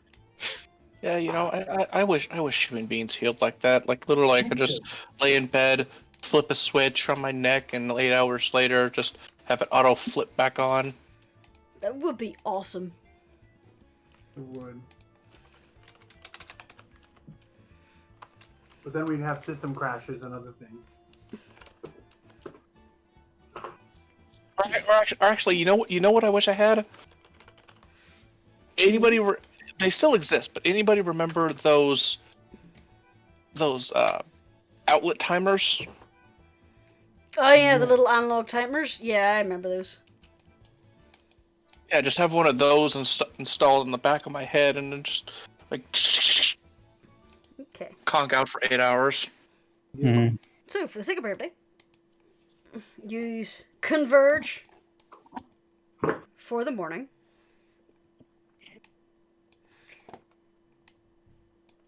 Where you decide to confer what information you have learned. Well, Hunter didn't learn shit, so... Mm-hmm. The tavern is Trudlin. pretty quiet this time of morning, apart from the few early rising labourers who are in the area. Coming over and getting some breakfast. Gordain seems to be making a few notes on the inventory. Over here. Why is this track 5 minutes long when there's only like 30 seconds of actual music? There we are. Because somebody said, ooh, let's take this 30 seconds and paste it 5 more times. Guys, that's okay. I forgot to move these three. These three are over here having breakfast. Dave is sitting with Ygritte and another identical looking Noel on the other side. So, what do you do? So, sorry, go you ahead. first, D. No, you first. Mad says, right. After all the information got exchanged, she says, first off, she gestures to the scales and says, don't worry, it's just an effect of the arcane magic we're using. And It's working as it should, basically. Mads nods and says, now, I think the next thing we need to do is track down that key. Bing has got a rash of bacon sticking out the front of his mouth like a tongue, and he nods. Oh yeah, you're all sitting there with full Irish breakfast. Mads is eating hungrily, like she's never had food before. Because she's gone the last 2 days without eating. You're eating with a curiosity that even makes the gnolls look at you in concern. Just like, very hungry. So has Ashwood basically conveyed the folly of the party's dreams to domesticate a gazer? Yeah. What Rascal said. I'm waiting for confirmation from Cork. He seems to be away right now. I'd imagine he did. Okay. Yeah, I did. Yes, gazers are still extensions of their parents, in a sense. Alright, so it doesn't matter what we do. Sell it to the Hoppers, sell it to... Well, there is an interesting proposition. If we come across one and have to put it out of its misery, there is a little bit of coin to be made from its eyes. Would this be Mr. Penfold? Is he interested in this? Yes, he would be interested in them. 30 gold per eye, and the big one would actually be, according to him, the going rate is 50 gold. Oh, there we go. I don't suppose if anyone has any bright ideas of what else to do with our guest, I think we should go and grab some eyes. That is a good idea. Sounds better than anything I had. I mean, if it's just going to fade from existence anyways, if it hasn't already. I mean, and plus it is without its parent, it's extremely animalistic, very I basic. don't like that thing. I want it out of here. This is our refuge. This is our safe place. I want it gone. Well, in that case, Come on, let's go down and pop that balloon. Yep. Whoop! Let's go get rid of it. He literally just Wait. jumped over the counter, Wait. by the way. Wait. Before we do it, let's bring it to him in the bag. What? Bring it to him in the bag so that he doesn't kill it. We don't kill it too soon. Remember the flowers? No, oh yes, I no, understand. we'll be okay. We just have to be careful how we kill it. Then we just Wait, burn the I got spells that don't inflict physical harm. Mads Oh. flicks her wrist and says, "I've got this." Just be careful not to hurt the eyes. Right, I know what to do. Oh my goodness. Can you run that by me? Like, what exactly is your plan here? She lifts up her hand and proceeds to like the glowing spores that she releases from her fingers become the skeletal hand and then drift back down into her hand. Ah. Ignore the fact that half your bar patrons are sticking out of the wall. I'm actually checking out Chilchutch's description. I mean, it says it causes necrotic damage, but it doesn't say whether that actually physically harms it. Like, it's not gonna It spoil the causes corpse. flesh to wither, essentially. You could get away with that. As long as we don't make it explode. Well, as long as we can recover at least one eye, we would be still making a bit of bank. Right then. She says, "I just want it gone." Yep, I have a knife here. We can cut the stalks as soon as it's Let's dead. do it then. Starting to deflate. Everybody down here? That looks. Well, I think Matt is still upstairs. Rascal being at out there. Yeah, Mads would be coming down too, whisking our hands together and saying, "Right." Time to Oh, go down. Hunter. Hunter opens the door. Says, "Come here, little guy." As you open the door, you see that the little gazer is just kind of drifting, kind of lopsidedly in tiny circles. And as you open the door, all the little eyes just kind of turn to look at you. It starts to slowly drift towards Hunter. And she takes hold of it in both hands. Gently. As you grab it, it kind of leans into your hand and nuzzles. The fuck? Oh, You, Jurnis. Mads looks like she's about to. Did you cast and that? stopped. There, No.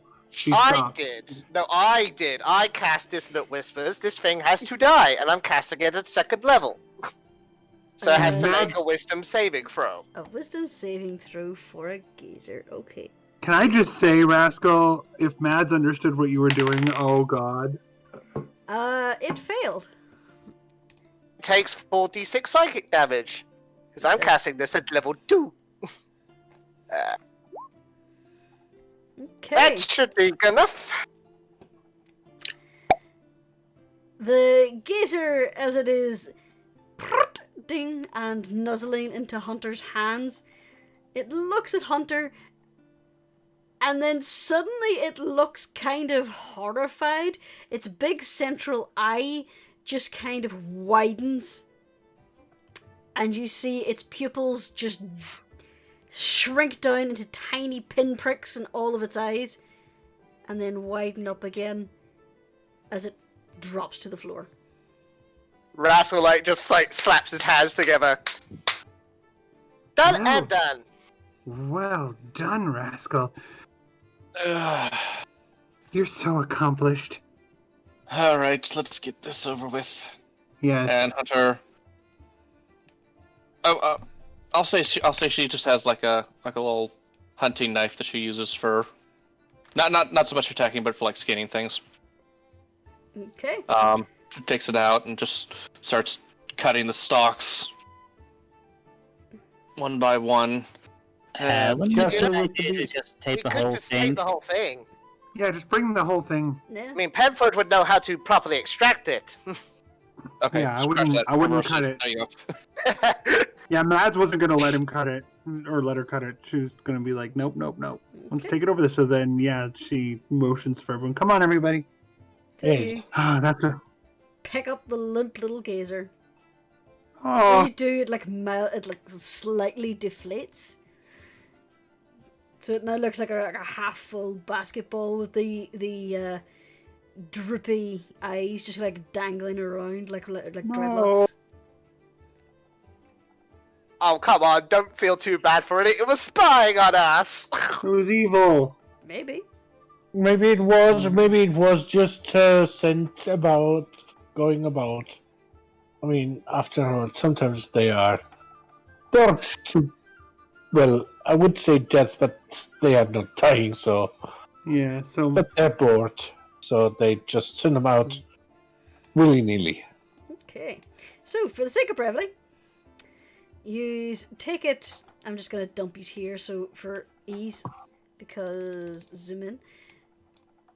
There you are. Random bar patron has come with you. Go back down there. Gesundheit. You take it across the street. Penfold, first off, looks horrified, and then looks happy that you have provided him with some premium spell components. Well, you had asked us if we come across one, I so hope you hadn't just gone out and hunted one down in the night. I think that was a little bit excessive.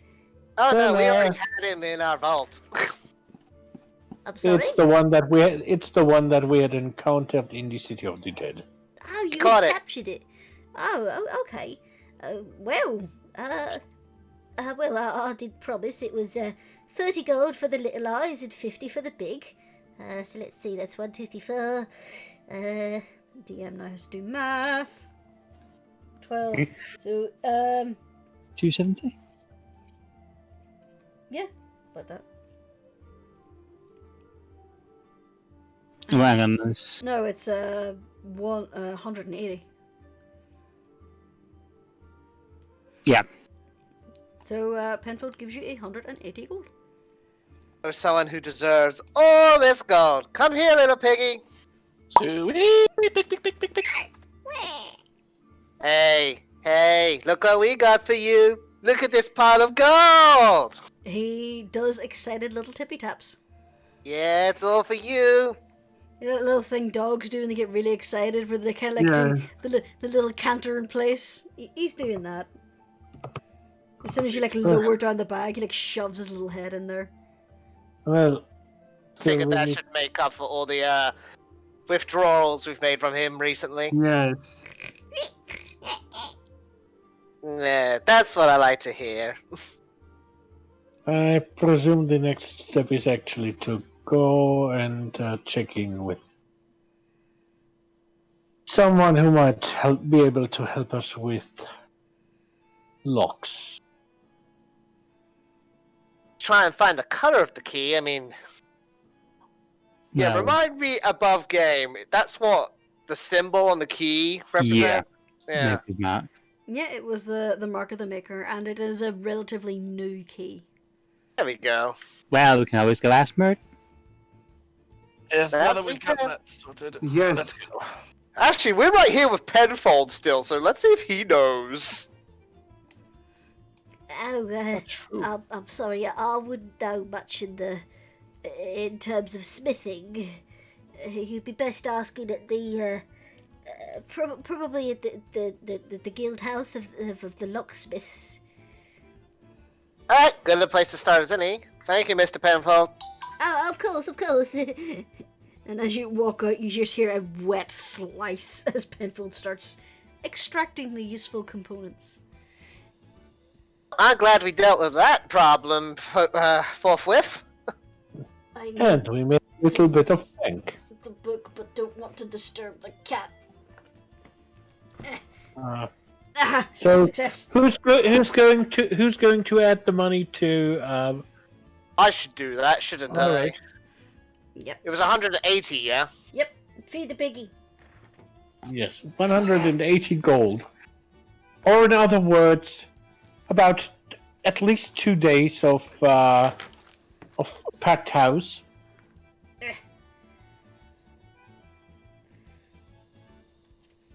Okay. Okay. I am just trying to get to the page without disturbing the cat because Lucy has like plopped herself in my arms and does not want to move. And that's why you use a digital version as well. I actually don't like using digital PDFs. I think this is easier. Yeah, Anyway, let's see. but it makes it easier when a cat is in your arms. You know, I can't actually complain. I can't actually argue with that. But anyway, let's see. So, Penfold mentioned the guild of the locksmiths. Yes. Where do you go to find that information? Well, I mean, if they're locksmiths, I'd imagine that it's well, a they legal thing. Mads would have asked Penfold.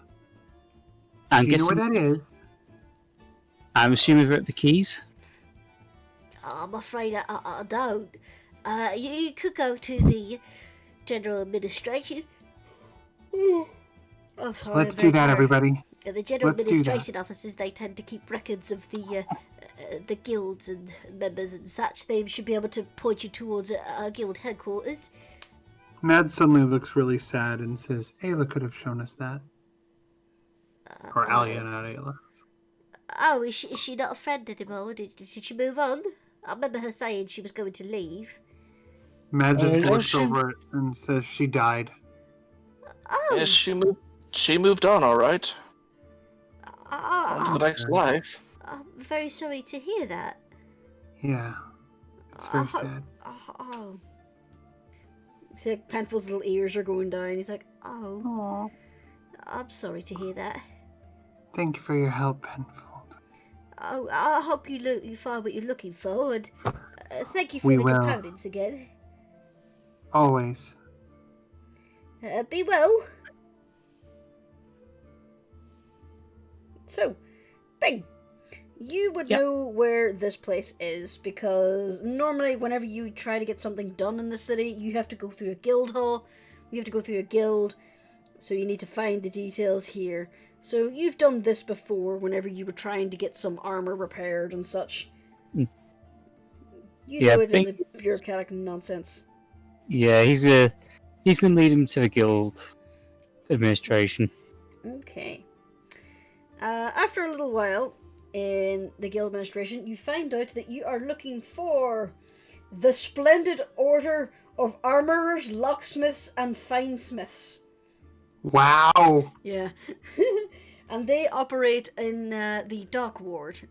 More the So? city, the city side of the dock ward, which is a little bit more reputable and less stabby. So they are in the keys. Goddamn. Yes, they are in the keys. So they're able to point you out to a series of locksmiths and finesmiths in the area who could probably have a look at this key for you.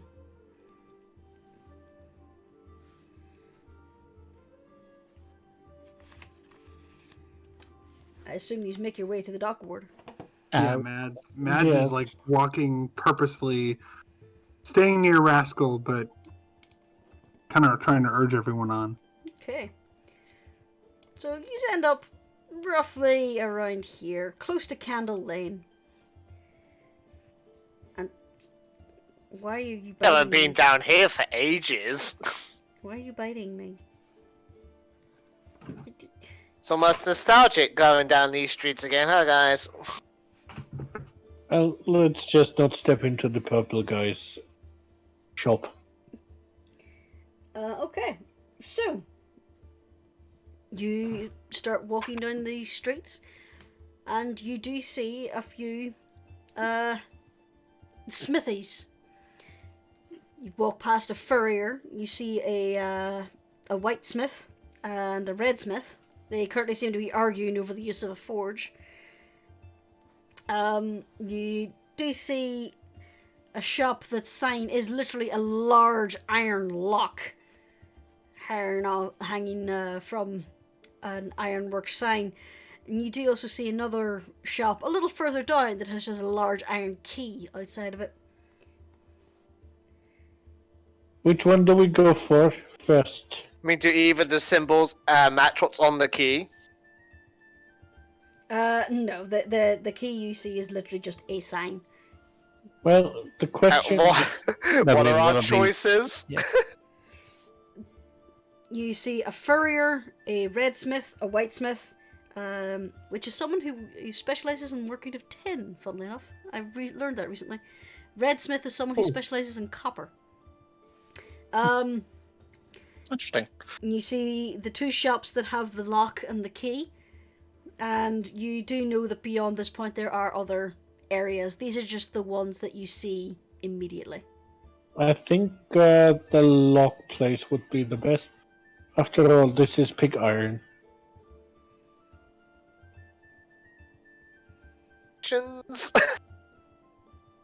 What was that, Kubur? No objections, so basically let's go for it. Yes, that sounds good. So, you head towards the one with the giant lock. As you enter in, the wall is just lined. One side of the wall is just lined with these padlocks with keys attached. And the other side is lined with... There's a wall of doors that have locks built into the actual wood of the door itself. It seems to be a nice little showroom. Ashwood actually goes over to one of the presentation locks and gives it a very good look over. Especially looking for a maker's mark on the key. Okay, roll me an investigation. It's definitely not what he's very good at. Stop biting me. Look. Yep. I have no idea which look I should look into first. As you go to try and have a closer look at these locks, before you even reach out your hand to touch it, there is suddenly a dwarf at your side going, "Alright there! You looking for anything in particular? I've got looks for all sorts of things. For your little tiny boxes, for your big stable doors. Even your house doors, I got locks." We are actually trying to figure something out. You wouldn't happen to know anyone who you produce these locks and the keys in-house, I presume. Oh, yeah. These ones over here, he like grabs you by the shoulders and like forcibly walks you to another aisle over where there's just more padlocks. And you notice the only difference between these locks and the ones you just walked away from appear to be the price tag.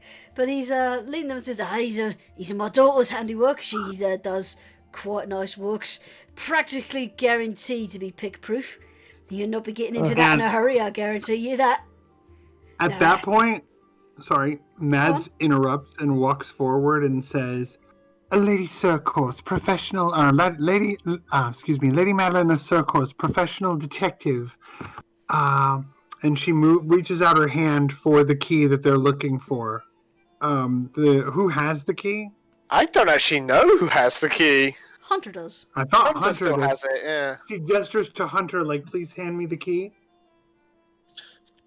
And Hunter does. And she flips it up and holds it upright and holds it out to the gentleman and says, "It has your mark on it." Aye. Let me have a She look shows at it. him. Do you let him take it? She does. Okay. He starts looking over the key, and And she does say, "We'll need that back for the rest of my investigation, though." She's holding out her hand. Social pressure. He's like looking the key over and says, "It's not mine or mine. Not my daughter's either. It's not my mark." Do you have any idea whose it might be? Are you familiar with it? Roll me a persuasion check. I'm good at this. Mads is trying. Nat 20! On both sides! Oh, nat 20s, holy shit. Yeah. Mads is not being very persuasive because of her scaliness. Are you suggesting that scales, harm your charisma? Scales can only enhance it! When you're a human... I The disagree. only issue the case Well, is she's self-conscious about herself, so she's not confident. That's what I'm saying, yes. Not that it's bad in and of itself. My Well, goodness. Berry Bunny thinks your scales are rather fetching. Well, The dwarf she's not used to turns it the yet. key over in his hands and has a closer look at it. Says, it's not one of mine. Let me have a look here. He squints at the key. He's like, yeah, that's Elispa. Elispa Irma. She normally does pretty good looks. I'll tell you, if you've lost the lock this goes to, she might be able to help you out with that. Yeah, she works and he basically gives you directions to somewhere that's probably the better part of 3/4 of a mile away. Mads is still holding her hand out. He put the key back. Okay, thank you. If you're looking And she- for a proper security, he turns and starts talking about his locks again. This one here is held up. It's a quad bolt. Then turns back around, we're gone. Yeah. This one here's got a double shackle, you see. And what you do is, where'd you go? Oh, Yeah, literally that. poor guy. Mads does say thank you, but she is out the door. Okay, he's like... Alright, so, you follow his directions. Lead you past a number of markets. while we're at the markets, I would be interested in selling off my 2 warg pelts that I still have. Roll me a quick intelligence check to see if you can spot someone who would buy that. Well, they're not very good, but still. I'm That sure there's a reminds dinner me. somewhere. You wander around and you find a guy selling raw leather, along with pretty crude leather armor. He looks over the pelts. They're not that great quality because, as you said, you didn't do very well when you were skinning the wargs. They're also covered in scars and dotting. So he offers you 30 gold pieces for the 2 of them.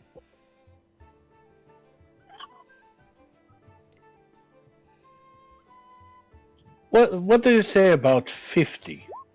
No, mate. The only reason I'm giving you that much is because because of the size of them. I could make maybe a couple of gnomish boots out of this, but I can't make any proper breastplates out of that. Look at this. And he starts shooting you all the scarring. That won't tan. I'll have to work around that. Well, alright then. For 30 gold, they're yours. Alright. And he counts you out the gold. Is that going to Rudolph, or is that going to be part of your personal stash? For now, it's going to be part of my personal stash. We might, after all, need to convince someone. I know, Rudolph. Still, you get the you will get the most of it at least. Yeah, this reminds me. Pull out the noises from Rudolph. Anyway.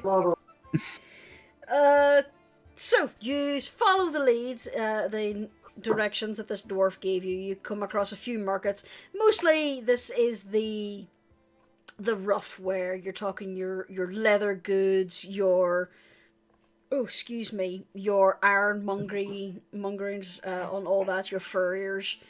Some of the cheap tankards are sold here. Yeah, pretty much as well. You do find a smaller cask company as well. Not as big as an operation as the dragon casks, but still. Eventually, you make your way a little further to the south, passing by old Zebob's shop with that stuffed little beholder in the window. And you arrive at another storefront. Attached to it is a forge. The store, it's not an enclosed store like the last one was. This looks like someone had a forge and then put a display rack on the side of it. So as you come over, you see all these locks just kind of hanging off these. This chain that had been hung from ceiling to floor just has padlocks on it the whole way down. And there's this stout-looking dwarf woman who is currently hammering away at something next to the forge. Madeline approaches the woman working at the forge, and I could not hear what you said for the name. I forgot it. It is... It was like Eleanor or something. Oh, I got it. Hang on, it's in my notes. Elspara Umar. Elspara Umar. Miss Umar? Hey! She like looks up at you. She had like one of those like little face protecting masks that's pretty much finely cut colored gems and just leather covering her face, and she looks up at you going, "Eh?" She says, I'm Lady Madeline of Circourse, professional detective. I'm working on a case, and I'm hoping you can assist me. Hang on. Give me a sec. And you see that she's working around the horn of the anvil where it looks like she's bending a metal bar into a shackle. She gives it a few more hits, lifts it up and examines it. The metal is red hot, and she goes and shoves it back in the forge, and then turns, pulling off her thick leather gloves, and then pulling off her mask. Her hair's just caked to her face in sweat, and she's like, Yeah, what can I do for you? She says to me, she says, my associates and I are trying to find whoever created this key, and she pulls it out of her pocket and hands it to her. Okay. Dwarf takes it off you and turns it over and looks at the mark on the underside of the key and says, yeah, that's one of mine. And she puts her hand out to take the key back. She gives it back. We're trying to find out the luck that corresponds with this key. She kind of narrows her eyes at you. And why would you want to do that? Sorry, go ahead, Ashwood. Well, we want to, of course, reunite the owner of the lock with the key. Well, if that's the case, you can leave it with me and I'll ensure it returns.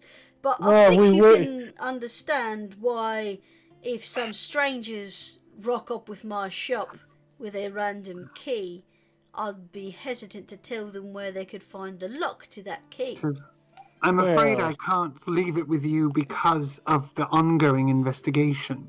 All right, everyone. All right. You see her eyebrow just kind of arc up. Yep. Investigation. Yes, as I said, I'm a detective. Who are you? She glances around. Affiliated with. Rascal's just rubbing the bridge of his muzzle. Okay, if everyone could just dial it back a bit, madam. I'd like to be perfectly honest with you, so. And Rascal will just flash his harper pin. We're investigating this matter on behalf of the city itself. Roll me an insight. Mads nods. She is not going to enjoy that. Oh my god, everyone shits on the harpers. It makes me unhappy. Oh. You see the sight of the harper pin. Her standoffish attitude seems to lessen. You.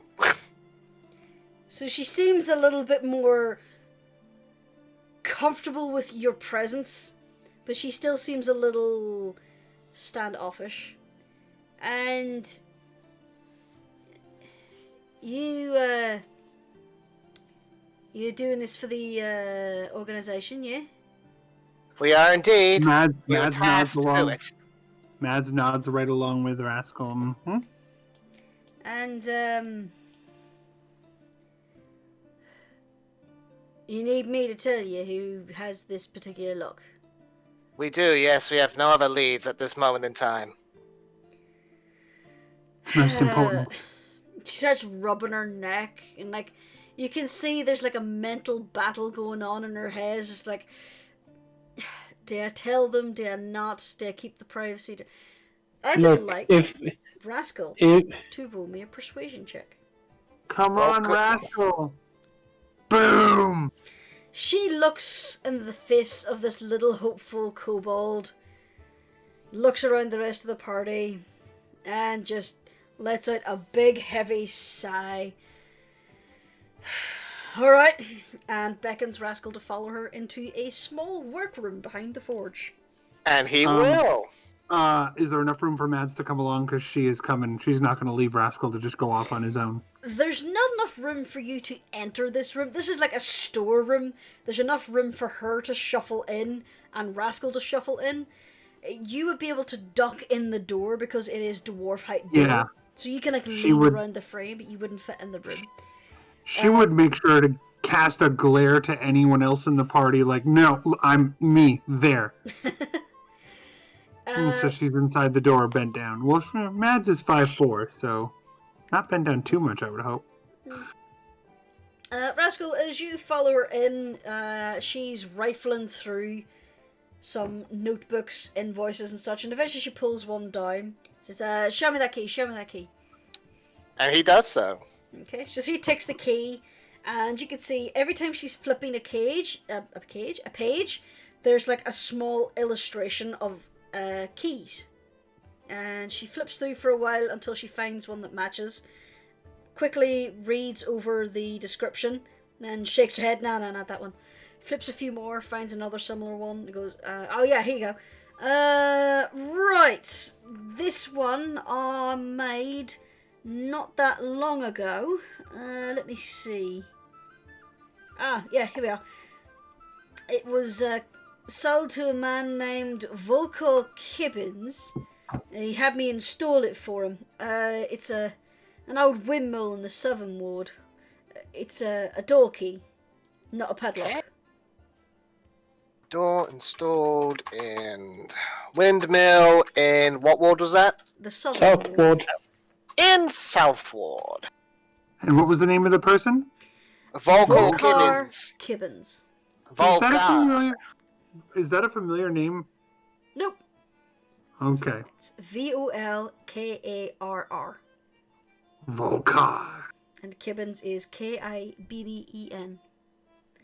And Mads gets a Someone funny look. really misspelled kittens. Yeah, go on, sorry, Mads Mads. has... What was the name of the dwarf with all the scars? Or the tattoos? We didn't get his name, I don't think. Yeah. You did. Not in Mads- universe. Mads actually... I'm gonna do something here. Give me 1 second. Sorry, indulge me, please. Come on, Mads.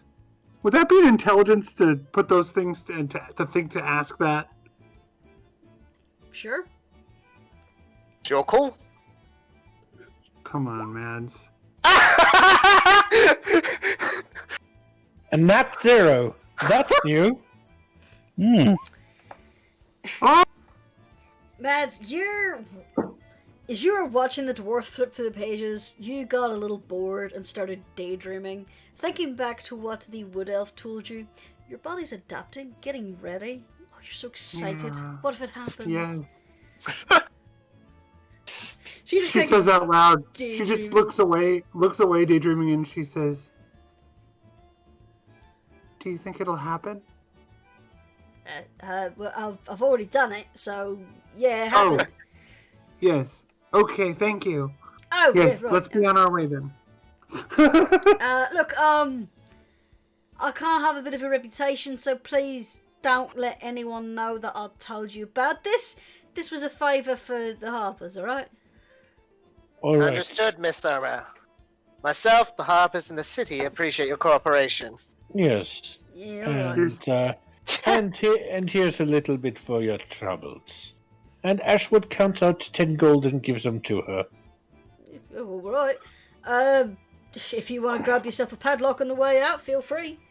Right now we're not in the need, but I appreciate the offer. We're always looking for increased security at our tavern. Maybe we'll be back. Yes. I've got some pretty good lockboxes. And as she steps out, she motions to a desk in the corner that has a small display of lockboxes. They all look pretty. None of them are pretty. They are functional and practical. There's no thought into form. They are all function. They look good and strong. And perhaps I'll be back.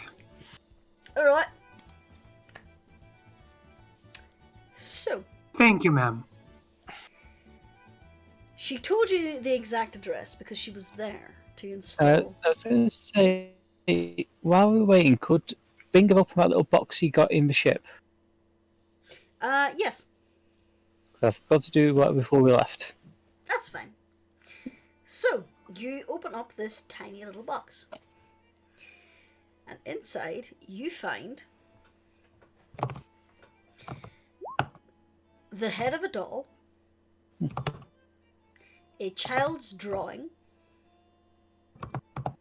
and 3 copper pieces and a shiny button. A shiny brass button. Bing is going to take out the copper pieces, put the box back into his bag. Okay.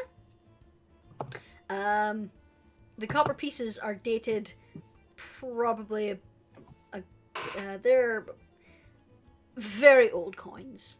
That little box has been there for quite some time. You have a feeling that whatever child drew this is probably an adult by now. So they're not it's not old enough to be antique. Nah. Right. You just pocket some. Gonna hang on to the box though. You basically just find a kid's stash. So, And then it turns out it was Alias. That would be dark. Don't give the DM ideas. Don't give the player ideas. Yeah. look over the picture, and it's a little blue girl with a blue mommy, and a daddy with a little yellow circle. No, Yes. no, I'm not doing that. Please. Do you really think Alia would ever be that whimsical Nah. to draw something? Well, not well. Before she had everything happen to her. True, maybe.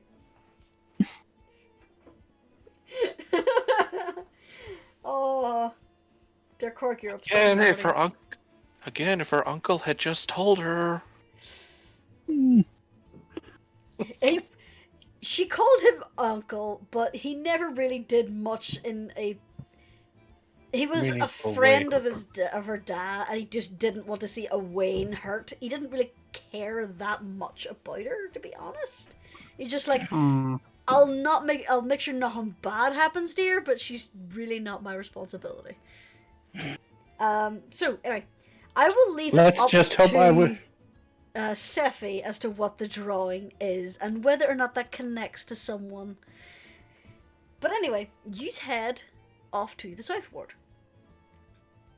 The dwarf was able to tell you the exact address because she was there not that long ago to install a lock.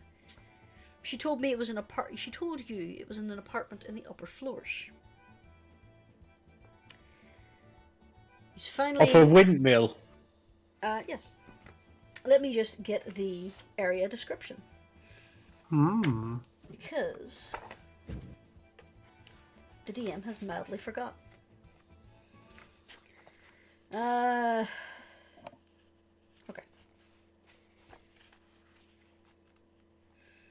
This is like a choose-your-own adventure, the way they've laid out these. Isn't that what every adventure ultimately somehow is? Well, the way this works out, the way they have constructed the module for Waterdeep is that there are four possible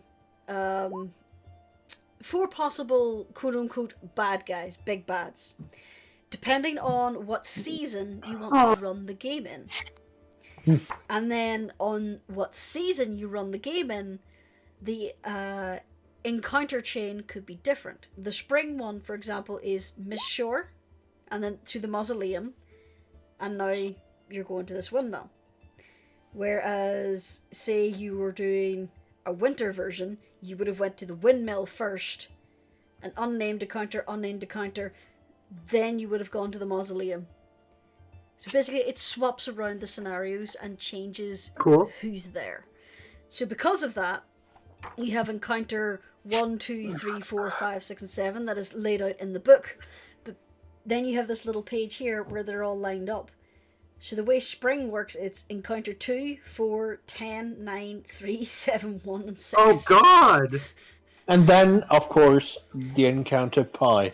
So what I have to do is I have to go to this little menu page and go, okay, spring, scroll down, encounter 10, flip through. So, if you want to go to the fighting pits, go to page 37. If you want to go home and have a hot meal, go to page 57. we all know what If you want a good time, go to 1269. If you go to a certain fighting pit, you might still find some of Alia's teeth lying around. Anyway.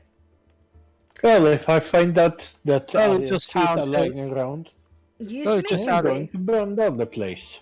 Go on, Sephi. Well, we just found her stash, so Okay, fine. If you want that to be canon, it'll be canon. It was her. Oh, That was Alia's house when she was a widow babby. Oh. Anyway. You just want to tug at everyone's heartstrings. So, you wind your way through the southern ward and finally encounter this crumbling 2-story stone building. This was long ago a functioning windmill. Before the city expanded out from the trade ward and the dock ward and essentially engulfed what used to be farmland here for more buildings. So the windmill was converted into apartments, tenements.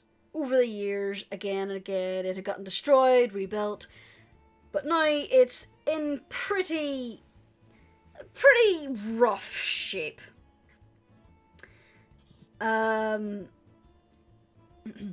Most of the doors that you can see are wooden. They all seemed closed. There are a few windows on the upper floors, but they are shut. They are closed with wooden shutters.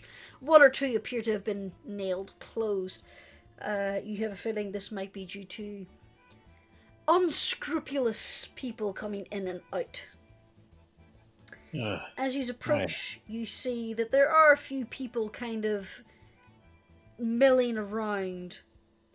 As they see who's coming, some watch with interest, others give you a glance and then ignore you.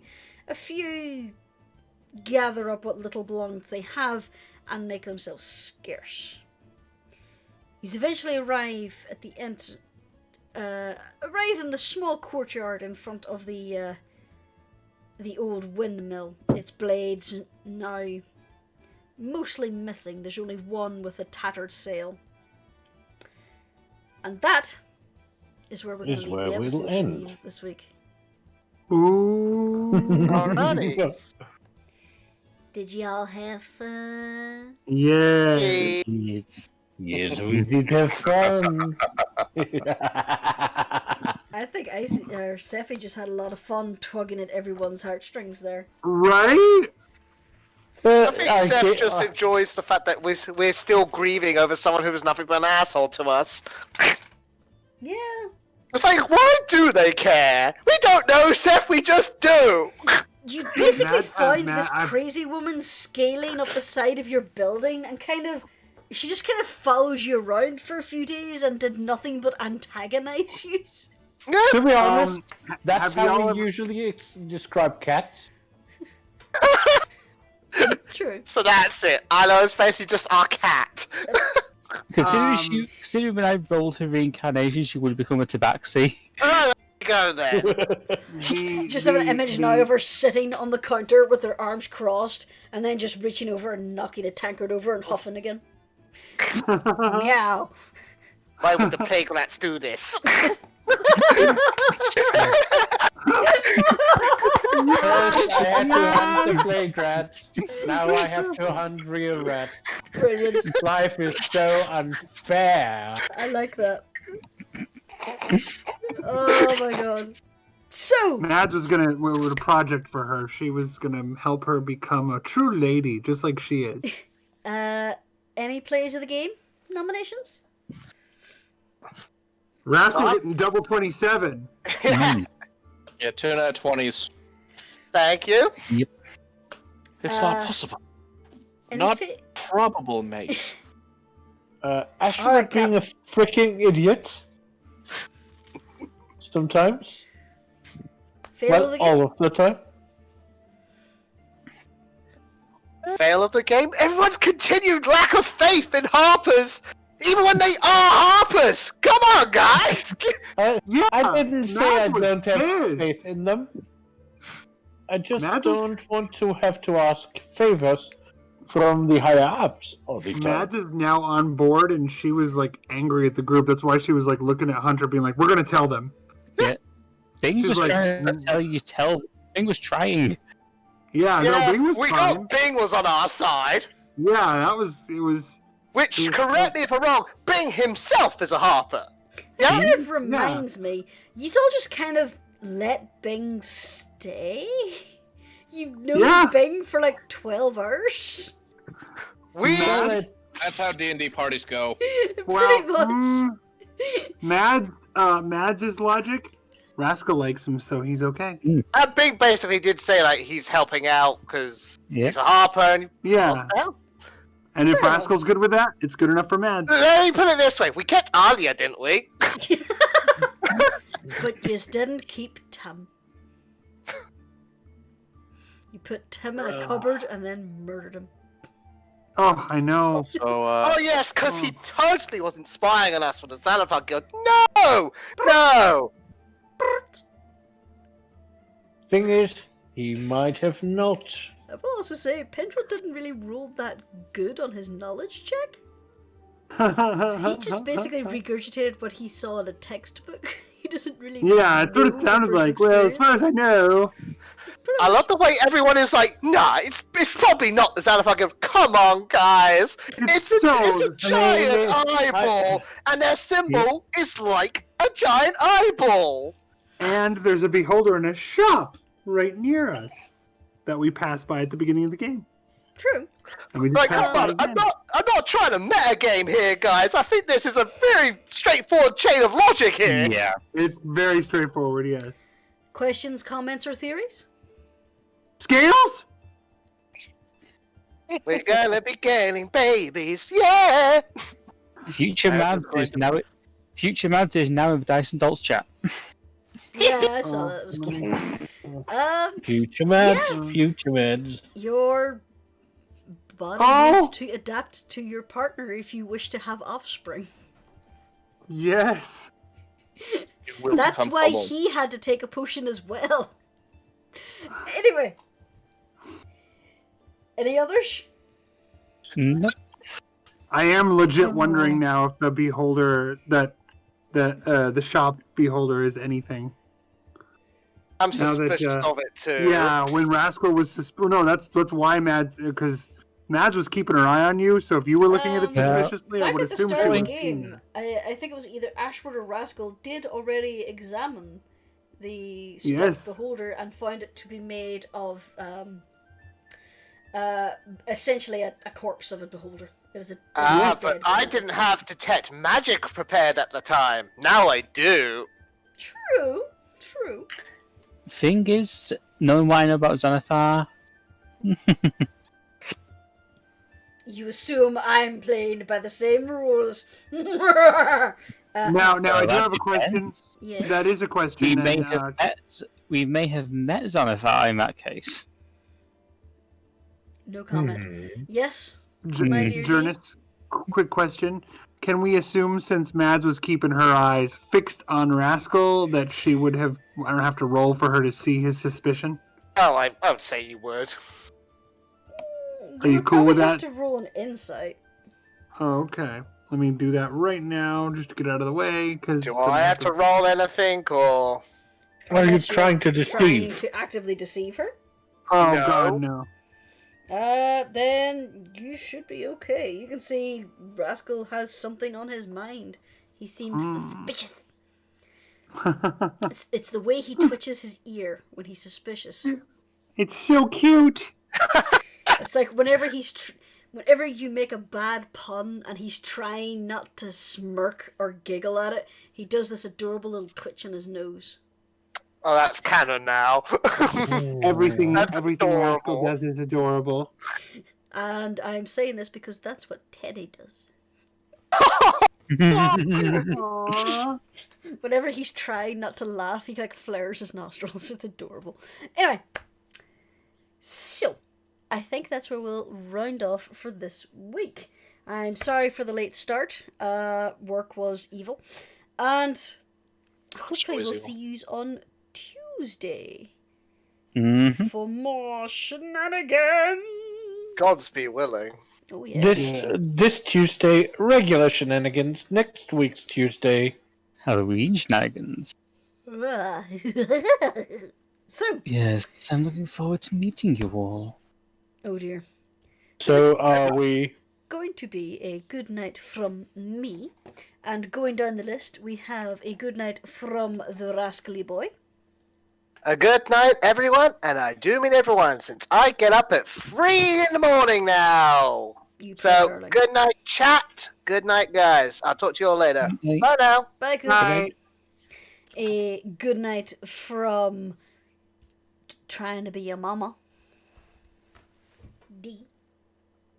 Good night, everyone. Wear your masks, wash your hands, be kind to each other, and best to you all. A good night from Der Cork, the trader of exotic animal parts. That almost sounded like an insult, but okay. Good night, everyone. It was more of a confused, maybe? Are you going to make a habit of this? A good night from Hunter, the one thing that Tim truly loved.